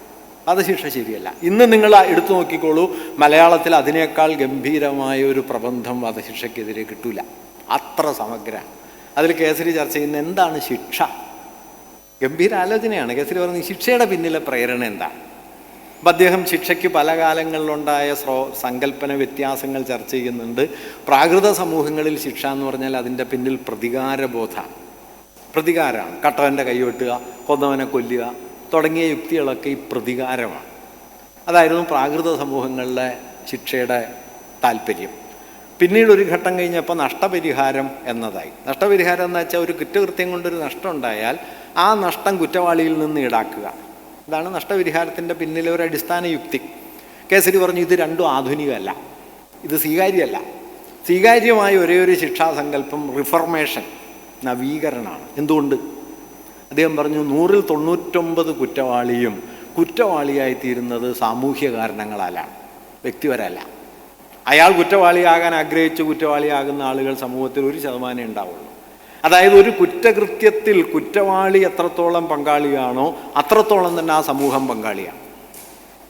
ഈ സമൂഹത്തിൻ്റെ പങ്കാളിത്തം എന്ന ഘടകത്തെ മറച്ചു വച്ച് കുറ്റകൃത്യത്തിൻ്റെ ഒരേയൊരു ഉത്തരവാദിയായി കുറ്റവാളിയെ പ്രതിഷ്ഠിക്കുകയാണ് ഈ പ്രതികാരനിഷ്ഠവും നഷ്ടപരിഹാരനിഷ്ഠവുമായ ശിക്ഷ. അതുകൊണ്ട് കുറ്റകൃത്യത്തിൽ കുറ്റവാളി ശിക്ഷിക്കപ്പെടുന്നത് പോലെ കുറ്റകൃത്യത്തിലേക്ക് കുറ്റവാളിയെ കൊണ്ടുപോയ സമൂഹം നവീകരിക്കപ്പെടണം. അതുകൊണ്ട് കുറ്റത്തിനുള്ള ശിക്ഷ കുറ്റവാളിക്കുള്ള ശിക്ഷ കൂടിയാണ്, ശിക്ഷയായിരിക്കുന്നത് പോലെ ഈ സമൂഹത്തിനുമുള്ള ശിക്ഷയാണ്. ഈ ശിക്ഷയില്ലെങ്കിൽ നിങ്ങൾ കുറ്റകൃത്യത്തെ അതിൻ്റെ സാമൂഹ്യ ഉള്ളടക്കത്തിൽ നിന്ന് വ്യക്തിപരതയിലേക്ക് തള്ളി മാറ്റി. എന്നിട്ട് അദ്ദേഹം പറയുന്നുണ്ട്, സമുദായം അതിൻ്റെ കുറ്റകൃത്യത്തിൻ്റെ ഉത്തരവാദിത്വം ഒരു വ്യക്തിയിലേക്ക് തള്ളി മാറ്റി സ്വയം രക്ഷപ്പെടുന്നതിൻ്റെ പേരാണ് വധശിക്ഷ അടക്കമുള്ള ശിക്ഷാ സമ്പ്രദായങ്ങൾ. ഇത് ആധുനികമേ അല്ല. അതുകൊണ്ട് വധശിക്ഷ സ്വീകാര്യമേ അല്ല. എന്തുകൊണ്ട്? അതിൽ റിഫോർമേഷന് ഒരു പോസിബിലിറ്റി ഇല്ല. പരിഷ്കരണത്തിൻ്റെ ഒരു സാധ്യതയും അവശേഷിപ്പിക്കാത്ത ഒരു ശിക്ഷയും ശിക്ഷയല്ല ആധുനിക അർത്ഥത്തിൽ എന്ന് പറഞ്ഞ് ഞാൻ പറയുന്നത്, ഒരു സാധാരണ സന്ദർഭത്തിൽ നിന്ന് എങ്ങനെയാണ് ഒരു വലിയ ആശയമണ്ഡലത്തെ പത്രപ്രവർത്തനം രൂപപ്പെടുത്തുന്നത് എന്നുള്ളതിൻ്റെ ഒരു ക്ലാസിക്കൽ മാതൃക എന്ന നിലയിൽ പത്രം എന്ന് പറയുന്നത് വെറും ഗോസിപ്പായി തീർന്ന ഒരു കാലത്തിൻ്റെ നടുവിലിരുന്ന് നമുക്ക് ഓർക്കാൻ വേണ്ടിയിട്ട് കൂടിയാണ് ഞാൻ പറഞ്ഞത്. ഇന്ന് എന്താ നിയമസഭാ റിപ്പോർട്ടിംഗ് എന്ന് പറഞ്ഞു കഴിഞ്ഞാൽ, നിയമസഭയിൽ കോമാളിത്തം പറയുക, ഒച്ചയുണ്ടാക്കുക, ആരെങ്കിലും നന്ദയ്ക്ക് വിളിക്കുക, ഇതെല്ലാം നിങ്ങൾക്ക് ഗംഭീരമായ ആശയങ്ങളായിട്ട് വരും. അല്ലാതെ മൗലികമായ ഒരു ആശയം അവതരിപ്പിച്ചാൽ ഒരു വരി പത്രത്താളിൽ കിട്ടൂല. ജനാധിപത്യം എന്ന് പറയുന്നത് ഡിഫറൻസിനെ അക്കോമഡേറ്റ് ചെയ്യല. ഇപ്പോൾ കോൺസ്റ്റിറ്റ്യൂൻ്റ് അസംബ്ലി രൂപപ്പെട്ട സമയത്ത് മുസ്ലിം ലീഗ് ബഹിഷ്കരിച്ചു. അപ്പോഴേക്കും ഇന്ത്യ പാക് വിഭജനം വന്നു, മുസ്ലിം ലീഗ് ബഹിഷ്കരിച്ചു. 46 ഡിസംബർ 9 കോൺസ്റ്റിറ്റ്യൂൻ്റ് അസംബ്ലി സമ്മേളിക്കുന്നത്. 11 തീയതിയാണ് രാജേന്ദ്ര പ്രസാദിനെ അധ്യക്ഷനായി തിരഞ്ഞെടുക്കുന്നത്. ആദ്യത്തെ പ്രസംഗത്തിൽ രാജേന്ദ്ര പ്രസാദ് പറയുന്നത്, മുസ്ലിം ലീഗ് ഈ സഭ ബഹിഷ്കരിച്ചിരിക്കുന്നത് കൊണ്ട് നമുക്ക് അധികം ഉത്തരവാദിത്വമുണ്ട്. അതെന്താണെന്ന് വെച്ചാൽ, മുസ്ലിം ലീഗിലെ അംഗങ്ങൾ ഈ സഭയിൽ ഉണ്ടാകുമായിരുന്നെങ്കിൽ അവർ ഉന്നയിക്കുമായിരുന്ന വിമർശനങ്ങളെ കൂടി നാം പരിഗണിച്ചുകൊണ്ട് വേണം നിയമനിർമ്മാണം നടത്താൻ. അല്ലാതെ അവരൊഴിവായിപ്പോയി എന്നുള്ളതൊരു സൗകര്യമല്ല. മറിച്ച് അവരുടെ അഭാവത്തിൽ അവരുന്നയിക്കുമായിരുന്ന വിമർശനങ്ങൾ കൂടി ഉന്നയിച്ചുകൊണ്ട് വേണം നാം അന്തിമമായി ഭരണഘടനാ നിർമ്മാണത്തിലേക്ക് കടക്കാൻ. ഡിഫറൻസാണ് ഞാൻ പറയുന്നത്. ഈ ഡിഫറൻസ് എത്ര പ്രധാനമാണെന്നുള്ള ഇന്ത്യൻ കോൺസ്റ്റിറ്റ്യൂൻ്റ് അസംബ്ലിയുടെ ഒരു അടിസ്ഥാന ആശയമാണ്. അതുകൊണ്ടാണ് അംബേദ്കറെ പോലൊരാൾ ആദ്യം കിഴക്കൻ ബംഗാളിൽ നിന്ന് തിരഞ്ഞെടുക്കപ്പെട്ടു. ഇന്ത്യ പാക് വിഭജനം വന്നപ്പോൾ ആ പ്രദേശം പാകിസ്ഥാനിലേക്ക് പോയി. അംബേദ്കർ കോൺസ്റ്റിറ്റ്യൂൻ്റ് അസംബ്ലി മെമ്പർഷിപ്പിൽ നിന്ന് പുറത്തായതിന് ശേഷം ബോംബെയിൽ നിന്ന് കോൺഗ്രസിൻ്റെ ഒരു ആൾ ഒഴിവായ സീറ്റിൽ നിന്ന് ബോംബെയിലെ കോൺഗ്രസ് കമ്മിറ്റിയുടെ താല്പര്യത്തെ പരിഗണിക്കാതെയാണ് വാസ്തവത്തിൽ നെഹ്റു അവിടെ നിന്ന് അംബേദ്കറെ വീണ്ടും തിരഞ്ഞെടുക്കുന്നത്. കാരണം ഈ വോയിസ് പ്രധാനമാണ്. ഡിഫറൻസ് എന്നുള്ളത് വളരെ പ്രധാനമാണ്. ഞാനിതൊരു ആലങ്കാരിക ആശയമായിട്ട് പറയല്ല എന്നാണ് ഞാൻ ഈ പറഞ്ഞത്. ഇന്ത്യയിൽ പ്രായോഗികമായൊരാശയമാണ്. ഗാന്ധിയുടെ നെഹ്റുവിൻ്റെ ഏറ്റവും വലിയ വിമർശകനായിരുന്നു അംബേദ്കർ. 1942 മുതൽ വൈസ്രോയി കൗൺസിൽ അംഗമായി പ്രവർത്തിച്ച ആളാണ്. വൈസ്രോയി കൗൺസിൽ അംഗമായി പ്രവർത്തിച്ച ഒരാൾ കോൺസ്റ്റിറ്റ്യൂൻ്റ് അസംബ്ലിയിൽ ഡ്രാഫ്റ്റിംഗ് കമ്മിറ്റിയുടെ ചെയർമാനായി, ആദ്യത്തെ മന്ത്രിസഭയിലെ നിയമമന്ത്രിയായി. കാരണം ഈ ഡിഫറൻസ് പ്രധാനമാണ്. അതുകൊണ്ട് ഈ ഡിഫറൻ്റ് ആയിരിക്കാനും, ഞാൻ പറഞ്ഞത് ഏകമാനത, ഭൂരിപക്ഷം എന്ന യുക്തിയിൽ നിന്ന് വ്യത്യസ്തത, വിഭിന്നത എന്നതിനെ ജനാധിപത്യത്തിൻ്റെ ആധാരതത്വമാക്കുന്ന നിർണായകമായ ഇടപെടലാണ് സാഹോദര്യം, വ്യത്യസ്തത എന്നീ മൂല്യങ്ങളെ ജനാധിപത്യ സങ്കല്പത്തിൻ്റെ കേന്ദ്രത്തിലേക്ക് കൊണ്ടുവരിക വഴി അംബേദ്കർ ചെയ്തത്. അത് ചെറിയൊരു കാര്യമല്ല. ഒരുപക്ഷെ വെസ്റ്റേൺ ഡെമോക്രസിയുടെ ഒരു ഫണ്ടമെൻ്റൽ കോൺഫ്ലിക്റ്റിനെ ഒരു ധാർമ്മിക മൂല്യമായി വഴി പരിഹരിക്കുന്ന ജനാധിപത്യ ചിന്തയുടെ ചരിത്രത്തിൽ ഏറ്റവും പ്രധാനപ്പെട്ട ഇടപെടലാണ് അംബേദ്കറുടേത്. നമ്മളിപ്പോൾ പലപ്പോഴും കരുതണത് എന്താണെന്ന് വെച്ച് കഴിഞ്ഞാൽ, പാശ്ചാത്യമായ ജനാധിപത്യ സങ്കല്പങ്ങളെയും ഫ്രഞ്ച് വിപ്ലവം ഉണ്ടാക്കിയ ആശയങ്ങളെയും ഒക്കെ ഇന്ത്യയിലേക്ക് കൊണ്ടുവരികയാണ് അംബേദ്കർ ചെയ്തതെന്നാണ്. അംബേദ്കറേറ്റുകളും അങ്ങനെ കരുതുന്നുണ്ട്, നമ്മൾ സാമാന്യനെ കരുതുന്നുണ്ട്. അങ്ങനെയൊന്നുമല്ല. അംബേദ്കർ പിന്നൊരു ഘട്ടത്തിൽ പറയുന്നുണ്ട്, my social philosophy can be enshrined in 3 words: liberty, equality and fraternity. പക്ഷേ നിങ്ങൾ, I am deriving the concept of fraternity not from French revolution but from my master lord Buddha എന്ന്. സാഹോദര്യം എന്ന അടിസ്ഥാന മൂല്യം ഞാൻ സ്വീകരിക്കുന്നത് ഫ്രഞ്ച് വിപ്ലവത്തിൽ നിന്നല്ല, മറിച്ച് എൻ്റെ നാഥനായ ബുദ്ധനിൽ നിന്നാണ് എന്ന അവസാന ഘട്ടത്തിൽ അദ്ദേഹം 1950-കൾക്ക് ശേഷമുള്ള അംബേദ്കറുടെ ചിന്തയുടെ കേന്ദ്രം ബുദ്ധനാണ്. ജനാധിപത്യത്തെ തന്നെ ഈ ബുദ്ധ ദർശനവുമായി ബന്ധപ്പെടുത്തി അദ്ദേഹം പുനഃക്രമീകരിക്കുന്നുണ്ട്. അദ്ദേഹം പറയുന്ന, ഇപ്പോൾ ശ്രീരാമേട്ടൻ നേരത്തെ പറഞ്ഞ പ്രശ്നത്തിന് അംബേദ്കർക്കൊരു മറുപടി ഉണ്ടായിരുന്നു. ആ മറുപടി എന്താണെന്ന് വെച്ച് കഴിഞ്ഞാൽ, അംബേദ്കർ പറയുന്നുണ്ട്, സാഹോദര്യം എന്ന വാക്ക് വാസ്തവത്തിൽ പര്യാപ്തമല്ല, സ്നേഹം എന്ന വാക്ക് പര്യാപ്തമല്ല, യഥാർത്ഥത്തിൽ ഉപയോഗിക്കേണ്ട വാക്ക് മൈത്രി എന്നതാണ്. മൈത്രി എന്നത് ബുദ്ധദർശനം മുമ്പോട്ട് വെച്ച 4 ബ്രഹ്മവിഹാരങ്ങൾ എന്നവർ പറയുന്ന 4 പരമമൂല്യങ്ങളുണ്ട്. മൈത്രി, കരുണ, മുദിതം, ഉപേക്ഷ. ഈ 4 പരമമൂല്യങ്ങളിൽ, ബ്രഹ്മവിഹാരങ്ങളിൽ ഒന്നാണ് മൈത്രി. ഈ മൈത്രിയാണ് വാസ്തവത്തിൽ സാഹോദര്യമല്ല വേണ്ടത് എന്ന് പറയുന്നത്. ജനാധിപത്യത്തിൻ്റെ കാതലായി. അതിന് കാരണമായിട്ട് അദ്ദേഹം പറഞ്ഞതെന്ന് വെച്ചാൽ, സാഹോദര്യം എന്ന സങ്കല്പത്തിൻ്റെ പരിമിതി അത് മാനുഷികമാണ്, മൈത്രി പ്രാപഞ്ചികമാണ്, യൂണിവേഴ്സലാണ്, സർവ്വതിലേക്കും തുറന്നിരിക്കുന്നതാണ്. മൈത്രിയെ 4 തത്വങ്ങളായിട്ട് അദ്ദേഹത്തിൻ്റെ അവസാന പുസ്തകത്തിൽ വിശദീകരിക്കുന്നുണ്ട്. ബുദ്ധ ആൻഡ് ഹിസ് ധർമ്മ എന്ന പുസ്തകത്തിൽ 4 മൂല്യങ്ങളാണ്. ഒന്ന്, സർവ്വചരാചരങ്ങളോടുമുള്ള നിരുപാധികമായ സ്നേഹം. മനുഷ്യരോട് മാത്രമല്ല, സർവ്വതിലേക്കും തുറന്നിരിക്കുന്ന നിരുപാധിക സ്നേഹം.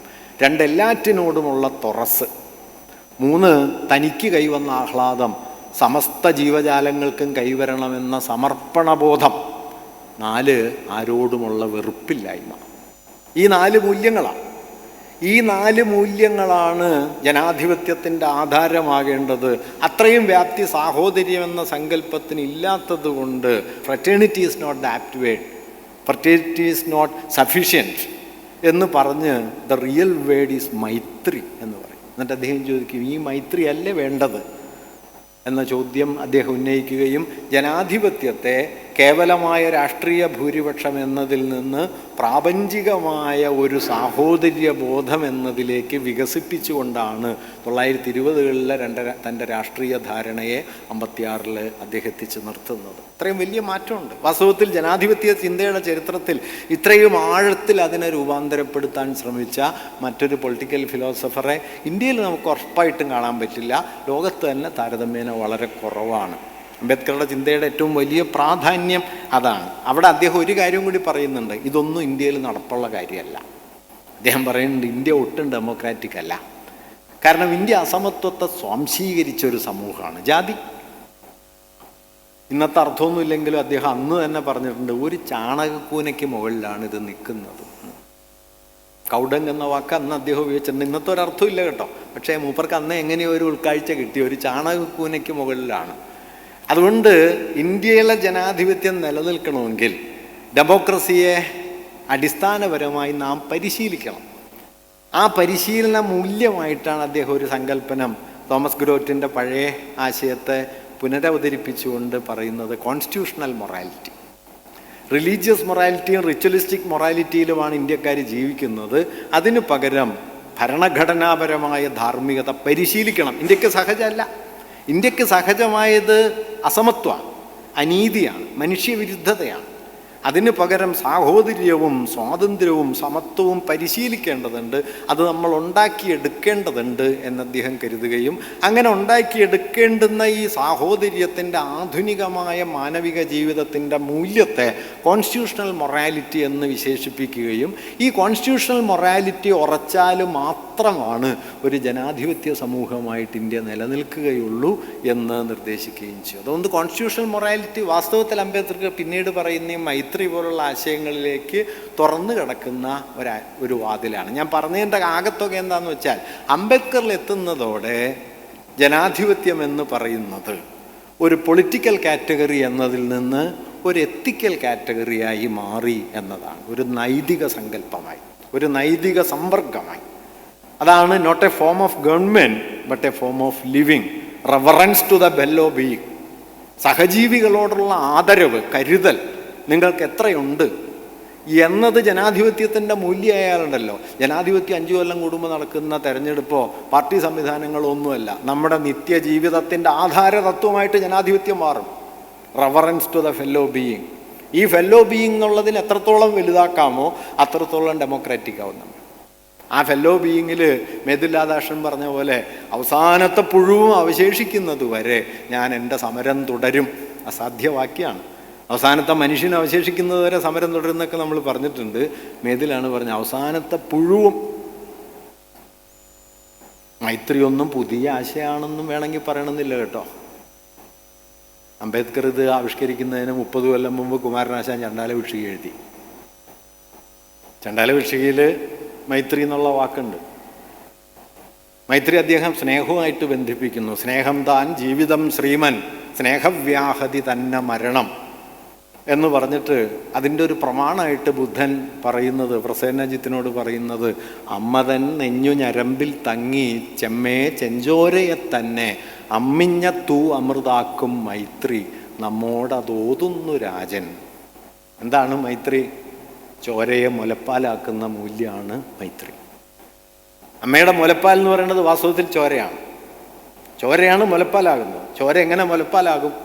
മൈത്രി. അതുകൊണ്ട് മൈത്രി എന്നുള്ളത് എത്രയോ വലിയൊരു എത്തിക്കൽ കാറ്റഗറിയാണ്. വാസ്തവത്തിൽ ആശാൻ്റെ കവിത നോക്കിക്കഴിഞ്ഞാൽ വരാനിരിക്കുന്ന രാഷ്ട്രഭാവനയുടെ പല പൂർവ്വദർശനങ്ങളും കാണാൻ പറ്റും.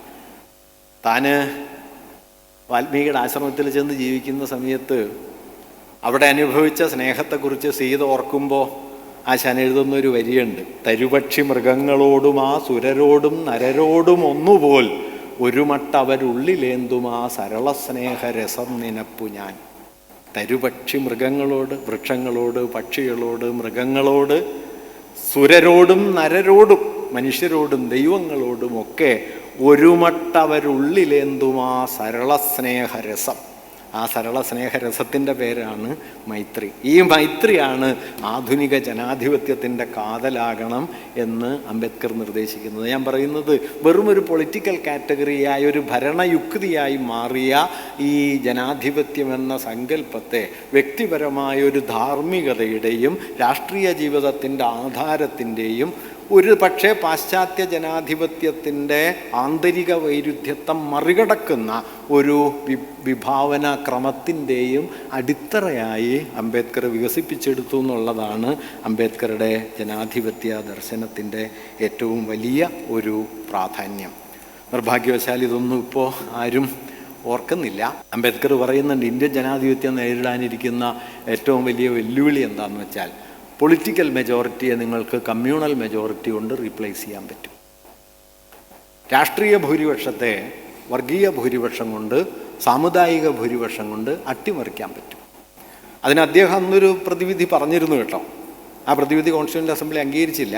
അദ്ദേഹം പറഞ്ഞ പ്രതിവിധി, ഇന്ത്യൻ പാർലമെൻറ്റിൽ അംഗങ്ങളാകാവുന്ന സവർണ ഹിന്ദുക്കളുടെ എണ്ണം മുൻകൂറായി തിട്ടപ്പെടുത്തണം.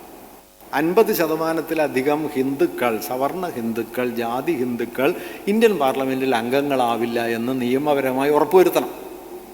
അന്ന് ഏറ്റെടുത്തില്ല. ഇത് ജാതിവാദമാണെന്നാണ് അന്ന് കരുതിയത്. 2014 തെരഞ്ഞെടുപ്പിൽ UP യിൽ നിന്ന് 80 MP തിരഞ്ഞെടുക്കപ്പെട്ടപ്പോൾ UP ജനസംഖ്യയിലെ 20% വരുന്ന 4 കോടി മനുഷ്യർ വരുന്ന മുസ്ലിങ്ങളിൽ നിന്ന് ഒരാൾ പോലും ഉണ്ടായില്ല.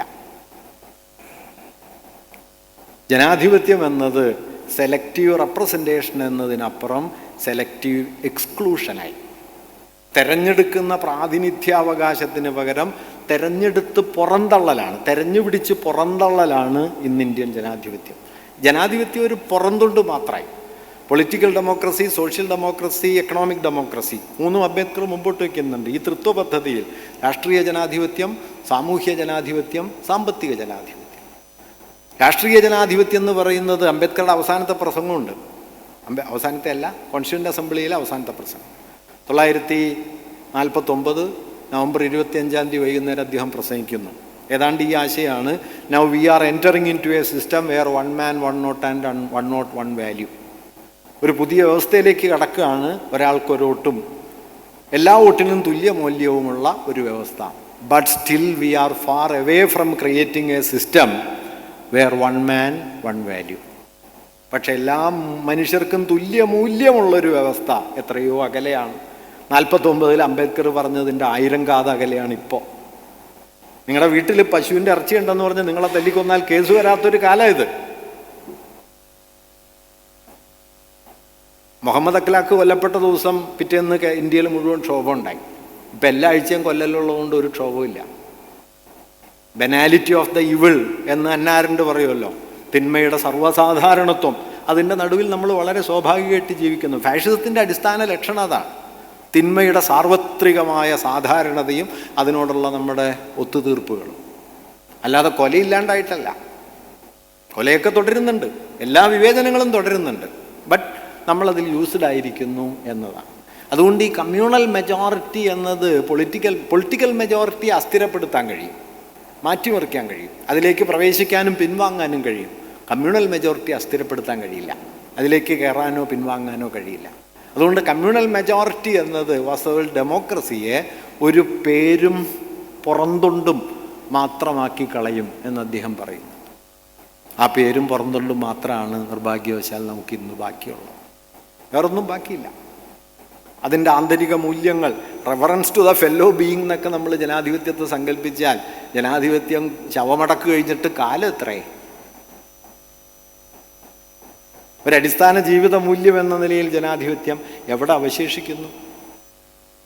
അതുകൊണ്ട് ഈ ചരിത്രത്തിൻ്റെ ഈ വലിയ പരിവർത്തന പ്രക്രിയകളുടെ ഇങ്ങേ തലയ്ക്കൽ ജനാധിപത്യം എന്ന പേരിൽ നമ്മൾ എന്തിനെയാണ് കൊണ്ടു നടക്കുന്നത് എന്ന് ചോദിച്ചാൽ ഒറ്റ ഒറ്റ വാക്യത്തിൽ ഉത്തരം പറഞ്ഞാൽ അഗ്രസീവ് വയലന്റ് മെജോറിറ്റേറിയനിസം എന്നതിലേക്ക് അതെത്തി. അത്ര അക്രമോത്സുകമായ ഹിംസാത്മകമായ ഭൂരിപക്ഷവാദം മാത്രമായി, അതിൻ്റെ ഒരു ആസൂത്രണ തന്ത്രമായി ജനാധിപത്യം മാറിയിരിക്കുന്നു. പൊളിറ്റിക്കൽ ഡെമോക്രസി പോലും അവസാനിച്ചിരിക്കുന്നു. സോഷ്യൽ ഡെമോക്രസിയെക്കുറിച്ച് നമ്മളിപ്പോൾ പറയുന്നില്ല. ഏത് ജാതിയിലും ഏത് മതത്തിലും ഏത് ഭാഷയിലും പെട്ടാലും നിങ്ങൾക്ക് മനുഷ്യനെന്ന നിലയിൽ തുല്യാവകാശം വേണമെന്നുള്ളതാണ് സാമൂഹ്യ ജനാധിപത്യത്തിൻ്റെ ലളിതമായ അർത്ഥം. അതെല്ലാം പോയി കഴിഞ്ഞ ഒരു ഇന്ത്യയിലാണ് നമ്മൾ ജീവിക്കുന്നത്. ലോകം മുഴുവൻ കേട്ടോ, ഇപ്പോൾ ലോകത്താകമാനം ഈ പ്രവണതയുണ്ട്. ഒരു ഫാസിസ്റ്റ് ടേൺ ഏതാണ്ട് 1929 ഗ്രേറ്റ് ഡിപ്രഷന് ശേഷം യൂറോപ്പ് ഫാഷിസത്തിലേക്ക് തിരിഞ്ഞതുപോലെ 2008-10 കാലത്തെ സാമ്പത്തിക തകർച്ചയ്ക്ക് ശേഷം ലോകം, പ്രത്യേകിച്ചും മുതലാളിത്ത രാജ്യങ്ങൾ, അതിതീവ്ര വലത് വീക്ഷണത്തിലേക്ക്, നിയോ ഫാസിസ്റ്റ് പ്രവണതകളിലേക്ക് തിരിഞ്ഞുകൊണ്ടിരിക്കുന്നതിൻ്റെ നടുവിലാണ് ഇന്ന് നമ്മൾ നിൽക്കുന്നത്. ഇതൊന്നും ഒറ്റ തിരിഞ്ഞ കാര്യമല്ല. അംബേദ്കർ തന്നെ ജനാധിപത്യത്തെ ഏറ്റവും കൂടുതൽ ബന്ധിപ്പിച്ചത് എക്കണോമിക് ഡെമോക്രസിയോടാണ്. നമ്മളിപ്പോൾ അത് ഓർക്കാറേയില്ല. വ്യവസായങ്ങളെ ദേശസാൽക്കരിക്കണമെന്ന് ആദ്യം പറഞ്ഞ ആളുകളിൽ ഒരാളാണ് അംബേദ്കർ. കൃഷിഭൂമി പിടിച്ചെടുത്ത് ഭൂരഹിതരായ കർഷകർക്ക് വിതരണം ചെയ്യണമെന്നത് അദ്ദേഹത്തിൻ്റെ പ്രധാനപ്പെട്ട ആശയമായിരുന്നു. ഇന്ന് അംബേദ്കറൈറ്റുകൾ തന്നെ അത് ഓർക്കുന്നില്ല. ഓർത്താൽ പിന്നെ കോൺഗ്രസിൽ പോകാൻ പറ്റില്ല, അതും ഒരു പ്രശ്നമാണ്.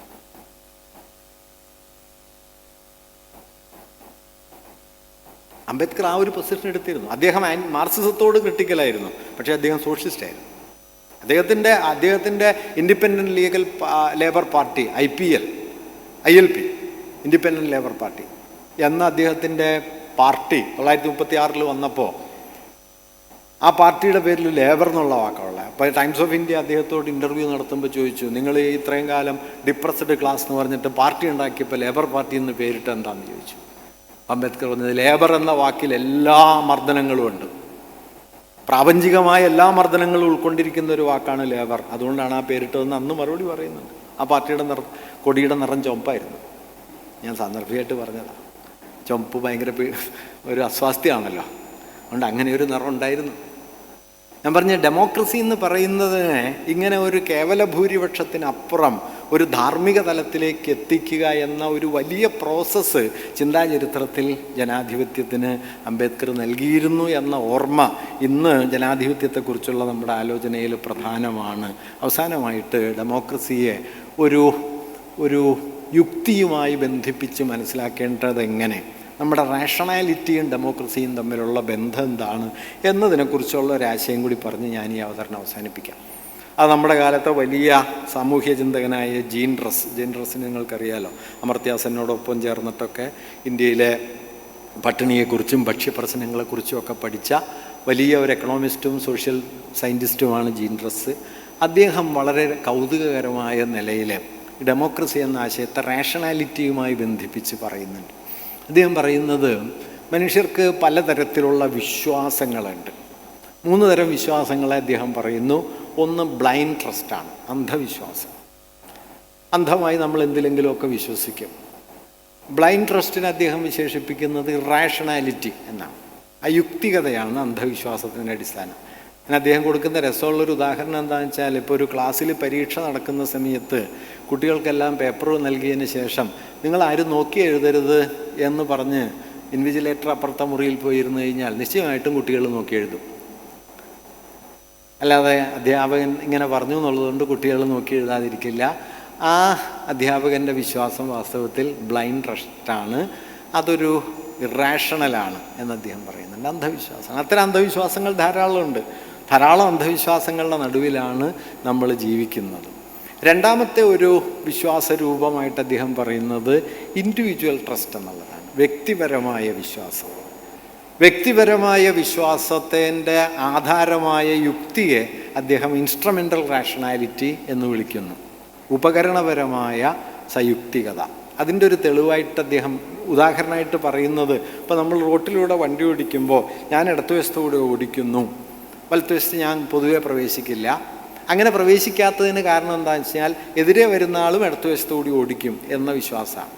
അപ്പം ഞാൻ ഇടതുവശത്തുകൂടി ഓടിക്കുകയും എതിരെ വരുന്ന ആളും ഇടതുവശത്തുകൂടി ഓടിക്കുകയും ചെയ്യുമ്പോൾ ഈ വണ്ടികൾ കൂട്ടിയിടിക്കില്ല. അതുകൊണ്ട് അതിലൊരു ഉപകരണ യുക്തിയുണ്ട്. കാരണം എനിക്കും ഗുണകരമാണ്, നിങ്ങൾക്കും ഗുണകരമാണ്. അങ്ങനെ നമുക്ക് രണ്ടുപേർക്കും ഗുണകരമാകുന്ന ഒരു കാര്യം, പൊതു തത്വം നമ്മൾ രണ്ടുപേരും ഏറ്റെടുത്ത് നിറവാറ്റുന്നു എന്നതാണ് ഈ ഇൻസ്ട്രുമെൻ്റൽ റാഷണാലിറ്റി. അതിൻ്റെ വിശ്വാസതലത്തെ അദ്ദേഹം വിളിക്കുന്നത് ഇൻഡിവിജ്വൽ ട്രസ്റ്റ്, വ്യക്തിപരമായ ഒരു വിശ്വാസം എന്നാണ്. മൂന്നാമത് അദ്ദേഹം ഒരു യുക്തി വിശ്വാസതലത്തെ പ്രതിഷ്ഠിക്കുന്നുണ്ട്. അത് വളരെ പ്രധാനപ്പെട്ടതാണ്, എത്തിക്കൽ ട്രസ്റ്റ് എന്ന്, നൈതികമായ വിശ്വാസം. നൈതികമായ വിശ്വാസത്തിന് ഉദാഹരണമായിട്ട് അദ്ദേഹം പറയുന്നത് 5 മണിക്ക് ഒരു സ്ഥലത്ത് ചെല്ലാം എന്ന് പറഞ്ഞാൽ നിങ്ങൾ 5 മണിക്ക് അവിടെ ചെല്ലുന്നു. എന്തുകൊണ്ട്? നിങ്ങൾ വരുമെന്ന് പ്രതീക്ഷിച്ച് മറ്റൊരാൾ അവിടെ ഉണ്ടാവും. അയാളോടുള്ള കരുതലാണ് എത്തിക്കൽ ട്രസ്റ്റ്. കേരളത്തിൽ 5 മണിക്കൊരു യോഗത്തിന് തീരുമാനിച്ചാൽ ഒറ്റ ആളും വരില്ല എന്നുള്ളതാണ് കേരളത്തിൻ്റെ ഒരു ഗുണം. ഞാൻ കുറേയൊക്കെ ഈ പറഞ്ഞ സമയത്ത് എത്താൻ ശ്രമിക്കുന്ന ഒരാളാണ്. ഏത് സ്ഥലത്ത് നമ്മൾ കൃത്യസമയത്ത് ചെന്നാലും സംഘാടകരുടെ ആദ്യത്തെ ചോദ്യം, മാഷ് നേരത്തെ ഒന്നുമല്ലേ? നമ്മൾ കുറ്റവാളിയോ? എത്രയോ ആളുകളോട് ഞാൻ അതിൻ്റെ പേരിൽ വഴക്കുണ്ടാക്കിയിട്ടുണ്ട്. ഞാനതൊരു ഇതായിട്ട് പറയല്ല കേട്ടോ. അദ്ദേഹം പറയുന്നൊരു പോയിൻ്റ് അതാണ്. 5 മണിക്ക് നിങ്ങളൊരു സ്ഥലത്ത് ചെല്ലാമെന്ന് പറഞ്ഞാൽ നിങ്ങൾ 5 മണിക്ക് ചെന്നില്ല എന്നതുകൊണ്ട് ഒരു അപകടവും സംഭവിക്കും എന്നുള്ളതുകൊണ്ടല്ല. നിങ്ങളെ പോലീസ് പിടിക്കില്ല, നിങ്ങളെ ആരും കുറ്റവാളിയാക്കില്ല. പക്ഷേ മറ്റൊരാൾ അവിടെ ഉണ്ട്, മറ്റൊരാൾ അവിടെ ഉണ്ടാകാം എന്ന കരുതൽ നിങ്ങളിൽ സജീവമായിരിക്കുമ്പോഴാണ് നിങ്ങൾ ആ സമയത്ത് അവിടെ എത്തുക. അതൊരു എത്തിക്കൽ ട്രസ്റ്റാണ്. ഈ എത്തിക്കൽ ട്രസ്റ്റിൻ്റെ പുറകിലുള്ള റാഷണാലിറ്റി അദ്ദേഹം വിളിക്കുന്നത് സോഷ്യൽ റാഷണാലിറ്റി, സാമൂഹികമായ യുക്തിപരതയാണ്. ആ യുക്തിയിൽ അയുക്തികതയല്ല, വ്യക്തിപരമായ ജീവിത വിജയം എന്ന സങ്കല്പമല്ല, മറിച്ച് അതറാണുള്ളത്. സോഷ്യൽ റാഷണാലിറ്റിയുടെ കൺസേൺ എന്ന് പറഞ്ഞാൽ സോഷ്യൽ റാഷണാലിറ്റി എപ്പോഴും അതറിനെ കേന്ദ്രമാക്കും, ഇൻഡിവിജ്വൽ റാഷണാലിറ്റി എപ്പോഴും സെൽഫിനെ കേന്ദ്രമാക്കും. സെൽഫിനെ കേന്ദ്രമാക്കുന്ന യുക്തിയിൽ നിന്ന് അതറിനെ കേന്ദ്രമാക്കുന്ന യുക്തിയിലേക്കുള്ള ട്രാൻസിഷനാണ് വാസ്തവത്തിൽ democracy, reverence to the fellow being. അതുകൊണ്ട് ജനാധിപത്യം എന്നുള്ളത് ഒരേ സമയം ഒരു നൈതിക പ്രമാണമാണ്, അതേസമയം തന്നെ അതൊരു യുക്തിതയുടെ പ്രകാശനവുമാണ്. ആ യുക്തി ഇറാഷണൽ അല്ല, ഇൻസ്ട്രുമെൻ്റൽ റാഷണാലിറ്റി അല്ല, മറിച്ച് സോഷ്യൽ റാഷണാലിറ്റിയാണ്. ആ സോഷ്യൽ റാഷണാലിറ്റി ഇൻഹറൻ്റ്ലി എത്തിക്കലാണ്. ഇപ്പം യുക്തിബോധത്തിന് എത്തിക്കലാകാൻ പറ്റും, എല്ലാ യുക്തിബോധവും എത്തിക്കലാവണമെന്നില്ല. യുക്തിബോധം ചരിത്രത്തിൽ എത്തിക്കലല്ല പലപ്പോഴും. അതുകൊണ്ടാണ് ലോകത്തെ പല യുക്തിവാദികളും ഫാസിസ്റ്റുകളായിപ്പോയത്. കേരളത്തിലെ പ്രധാനപ്പെട്ട യുക്തിവാദികൾ ഫാഷിസത്തിൻ്റെ കൊള്ളൂത്തുകാരായതും അങ്ങനെയാണ്. ഇപ്പം നമുക്കതറിയാം. ഞാൻ ഇപ്പോഴത്തെ കാര്യമാണ് കേട്ടോ പറയണത്. വലിയ മഹാമനുഷ്യരുണ്ടായിരുന്നതാണ്. കുറ്റിപ്പുഴ കൃഷ്ണപിള്ളയെ പോലെ, വി.ടി. ഭട്ടതിരിപ്പാടിനെ പോലെ, MC ജോസഫിനെ പോലെ ഒക്കെ ഒരു വലിയ കാലം ഉണ്ടായിരുന്നു. ഇപ്പം അത് പാലസ്തീനിൽ ബോംബിടുന്നതിന് ന്യായം കണ്ടെത്തുന്ന പണിയാണ്. യുക്തി എന്ന വാക്കിന് സംഭവിക്കാവുന്ന പരമാവധി വിപര്യം ആ വാക്കിന് സംഭവിച്ച കാലത്താണ് നമ്മൾ ജീവിക്കണത്. പണ്ട് EMS പറഞ്ഞിട്ടുണ്ട്, ഇല്ലാത്തൊരു കാര്യം ഇല്ലാത്തതാണെന്ന് സ്ഥാപിക്കാൻ വേണ്ടി ഇത്ര ഊർജം ചെലവാക്കുന്നതിനേക്കാൾ യുക്തികമായി വല്ലതുണ്ടോ എന്ന് EMS ചോദിച്ചിട്ടുണ്ട്. ദൈവമില്ലാന്ന് EMS പണ്ട് പറഞ്ഞിട്ടുണ്ട്. അതുപോട്ടെ. അപ്പം ഞാൻ പറഞ്ഞത്, ഈ സോഷ്യൽ റാഷണാലിറ്റിയിലാണ് ഡെമോക്രാറ്റിക് സ്പിരിറ്റ് നിലനിൽക്കുക. സോഷ്യൽ റാഷണാലിറ്റി അതിൽ തന്നെ എത്തിക്കലുമാണ്. അപ്പം അങ്ങനെ സാമൂഹികമായ ഒരു യുക്തിപരതയിലും അതിൻ്റെ നൈതികാടിസ്ഥാനത്തിലും നിലനിൽക്കാൻ കഴിയുക എന്നതിലാണ് വാസ്തവത്തിൽ ജനാധിപത്യം അതിൻ്റെ ഉന്നതമായ മൂല്യത്തിലേക്ക് എത്തിച്ചേരുക എന്നാണ് നാം ഇന്ന് മനസ്സിലാക്കേണ്ടത്. നിർഭാഗ്യവശാൽ ഞാനിതൊക്കെ പറയുന്നൊരു കാലം ഈ മൂല്യങ്ങളൊക്കെ അതിൻ്റെ വിപരീത ക്രമത്തിലേക്ക് ചെന്ന് വീണുകൊണ്ടിരിക്കുന്നൊരു കാലമാണ്. പക്ഷെ അങ്ങനെ ഒരു കാലത്ത് നമ്മളിത് പറഞ്ഞുകൊണ്ടിരിക്കണം. കാരണം ഇതല്ല എന്ന് പറയണം. ഇന്ത്യൻ പാരമ്പര്യത്തിൽ പഴയൊരു പ്രമാണവാക്യമുണ്ട്, നേതി നേതി എന്ന് പറയും. ഇതല്ല എന്ന് പറയണം. ഈ ഇതല്ല എന്ന് പറയൽ വളരെ പ്രധാനപ്പെട്ട കാര്യമാണ്. കാരണം എല്ലാവരും ഇതാണെന്ന് വിശ്വസിച്ചിരിക്കുന്ന സമയത്ത് ഇതല്ല എന്ന് പറയുന്നത് വളരെ പ്രധാനപ്പെട്ട ഒരു രാഷ്ട്രീയ ദൗത്യമാണ്. അതുകൊണ്ട് നമ്മളൊരു ജനാധിപത്യത്തിൻ്റെ നിശ്ചയമായും അതിൻ്റെ ഗ്രഹണകാലത്ത് ഇരുളാണ്ട് നിൽക്കുന്ന ഒരു സന്ദർഭത്തിൽ, ആധുനിക രാഷ്ട്രവ്യവഹാരം ഇരുളാണ്ട് നിൽക്കുന്ന സന്ദർഭത്തിൽ 2500 കൊല്ലങ്ങൾക്കപ്പുറത്ത് രൂപപ്പെട്ട ഒരു ആശയാവലി കാലത്തിലൂടെ ധാരാളം പരിവർത്തനങ്ങൾക്ക് വിധേയമായി നമ്മെ തേടി ഇവിടെ വരെ എത്തിയിട്ടുണ്ട്. അതിനെ അടുത്ത തലമുറയ്ക്ക് കൂടുതൽ മെച്ചപ്പെട്ട നിലയിൽ കൈമാറാൻ നമുക്ക് കഴിയുമോ എന്നത് വാസ്തവത്തിൽ നമ്മളൊക്കെ നമ്മളോട് ചോദിക്കേണ്ട ഒരു ഉത്തരവാദിത്തമാണ്. വാസ്തവത്തിൽ ഇന്നാളൊരു സംഭാഷണത്തിൽ എൻ്റെ അടുത്ത് ഒരു സുഹൃത്ത് ചോദിച്ചു, നിരാശ വല്ലതും ഉണ്ടോ ജീവിതത്തിൽ എന്ന് ചോദിച്ചു.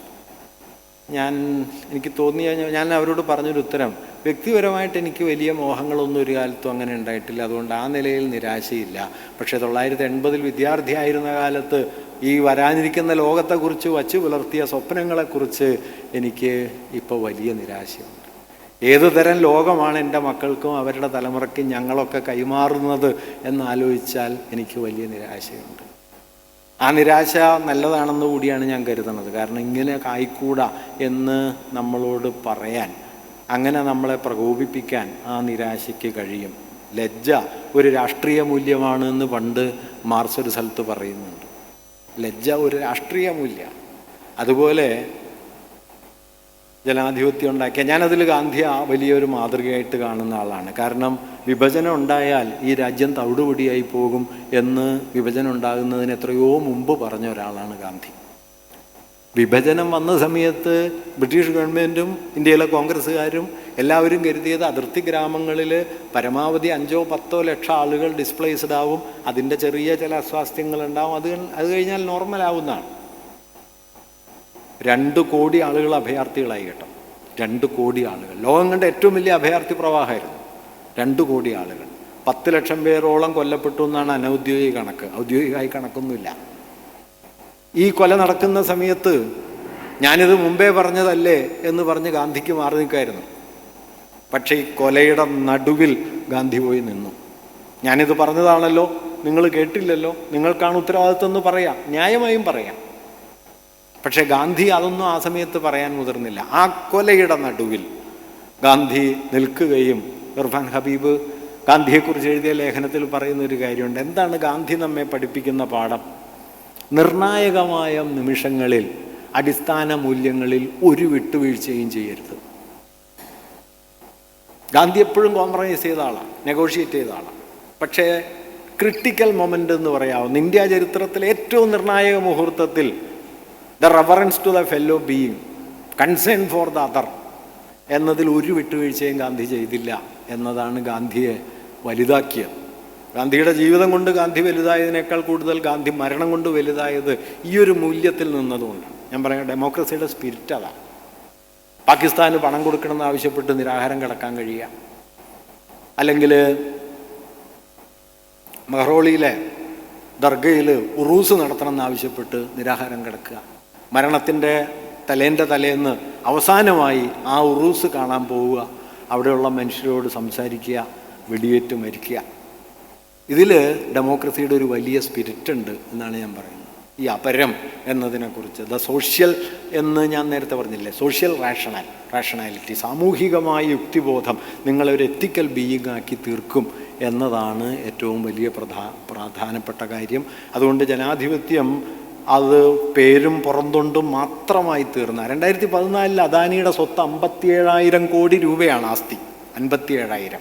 ഇന്ന് 9.5 ലക്ഷം കോടി രൂപയാണ്. 11 കൊല്ലം. 90,000 കോടി രൂപയാണ് 2014 അംബാനിയുടെ ആസ്തി. ഇന്ന് 9,75,000 കോടി രൂപയാണ് അംബാനിയുടെ ആസ്തി.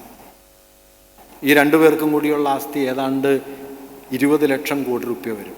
അതിൽ 17 ലക്ഷം കോടി രൂപ കഴിഞ്ഞ 10 കൊല്ലത്തെ നിക്ഷേപമാണ്. ഇതിനെയാണ് നമ്മൾ ജനാധിപത്യം എന്ന് വിളിക്കുന്നത്. ഒരു രാഷ്ട്രം എന്ന നിലയിൽ ഇന്ത്യയുടെ GDP വളർന്ന് 3-ാം സ്ഥാനത്തേക്ക് എത്തുന്നു എന്നാണ് ഭരണകൂടം പറയുന്നത്. അമേരിക്കയും ചൈനയും ജപ്പാനും ജർമ്മനിയും കഴിഞ്ഞാൽ 5-ാം സ്ഥാനത്തായിരുന്നു. ഇപ്പം ജപ്പാനെ പിന്തള്ളി നമ്മൾ 4-ാം സ്ഥാനത്തെത്തി. 2030 ജർമ്മനിയെയും പുറന്തള്ളി 3-ാം സ്ഥാനത്തെത്തും എന്നാണ് നമ്മുടെ തമ്പേറുകൾ. അങ്ങനെ 3-ാം സ്ഥാനത്ത് ആഗോള GDP നിലവാരത്തിൽ നമ്മൾ 3-ാം സ്ഥാനത്ത് എത്തുന്ന അതേ സമയത്ത് ഗ്ലോബൽ ഹങ്കർ ഇൻഡെക്സിൽ ഇന്ത്യയുടെ സ്ഥാനം 112ആണ്. ആകെ 190 രാജ്യങ്ങൾ, ഏതാണ്ട് 150 രാജ്യങ്ങളെ വെച്ചാണ് പട്ടിണി സൂചിക തയ്യാറാക്കുക. അതിൽ 112ആണ് നമ്മുടെ സ്ഥാനം. സാമ്പത്തിക സൂചികയിൽ 3-ാം സ്ഥാനത്തും പട്ടിണി സൂചികയിൽ 112 സ്ഥാനത്തുമാകുന്ന ജനാധിപത്യത്തെയാണ്, ആ പ്രഹസനത്തെയാണ് നമ്മൾ ജനാധിപത്യം എന്ന് വിളിച്ചുകൊണ്ടിരിക്കുന്നത്.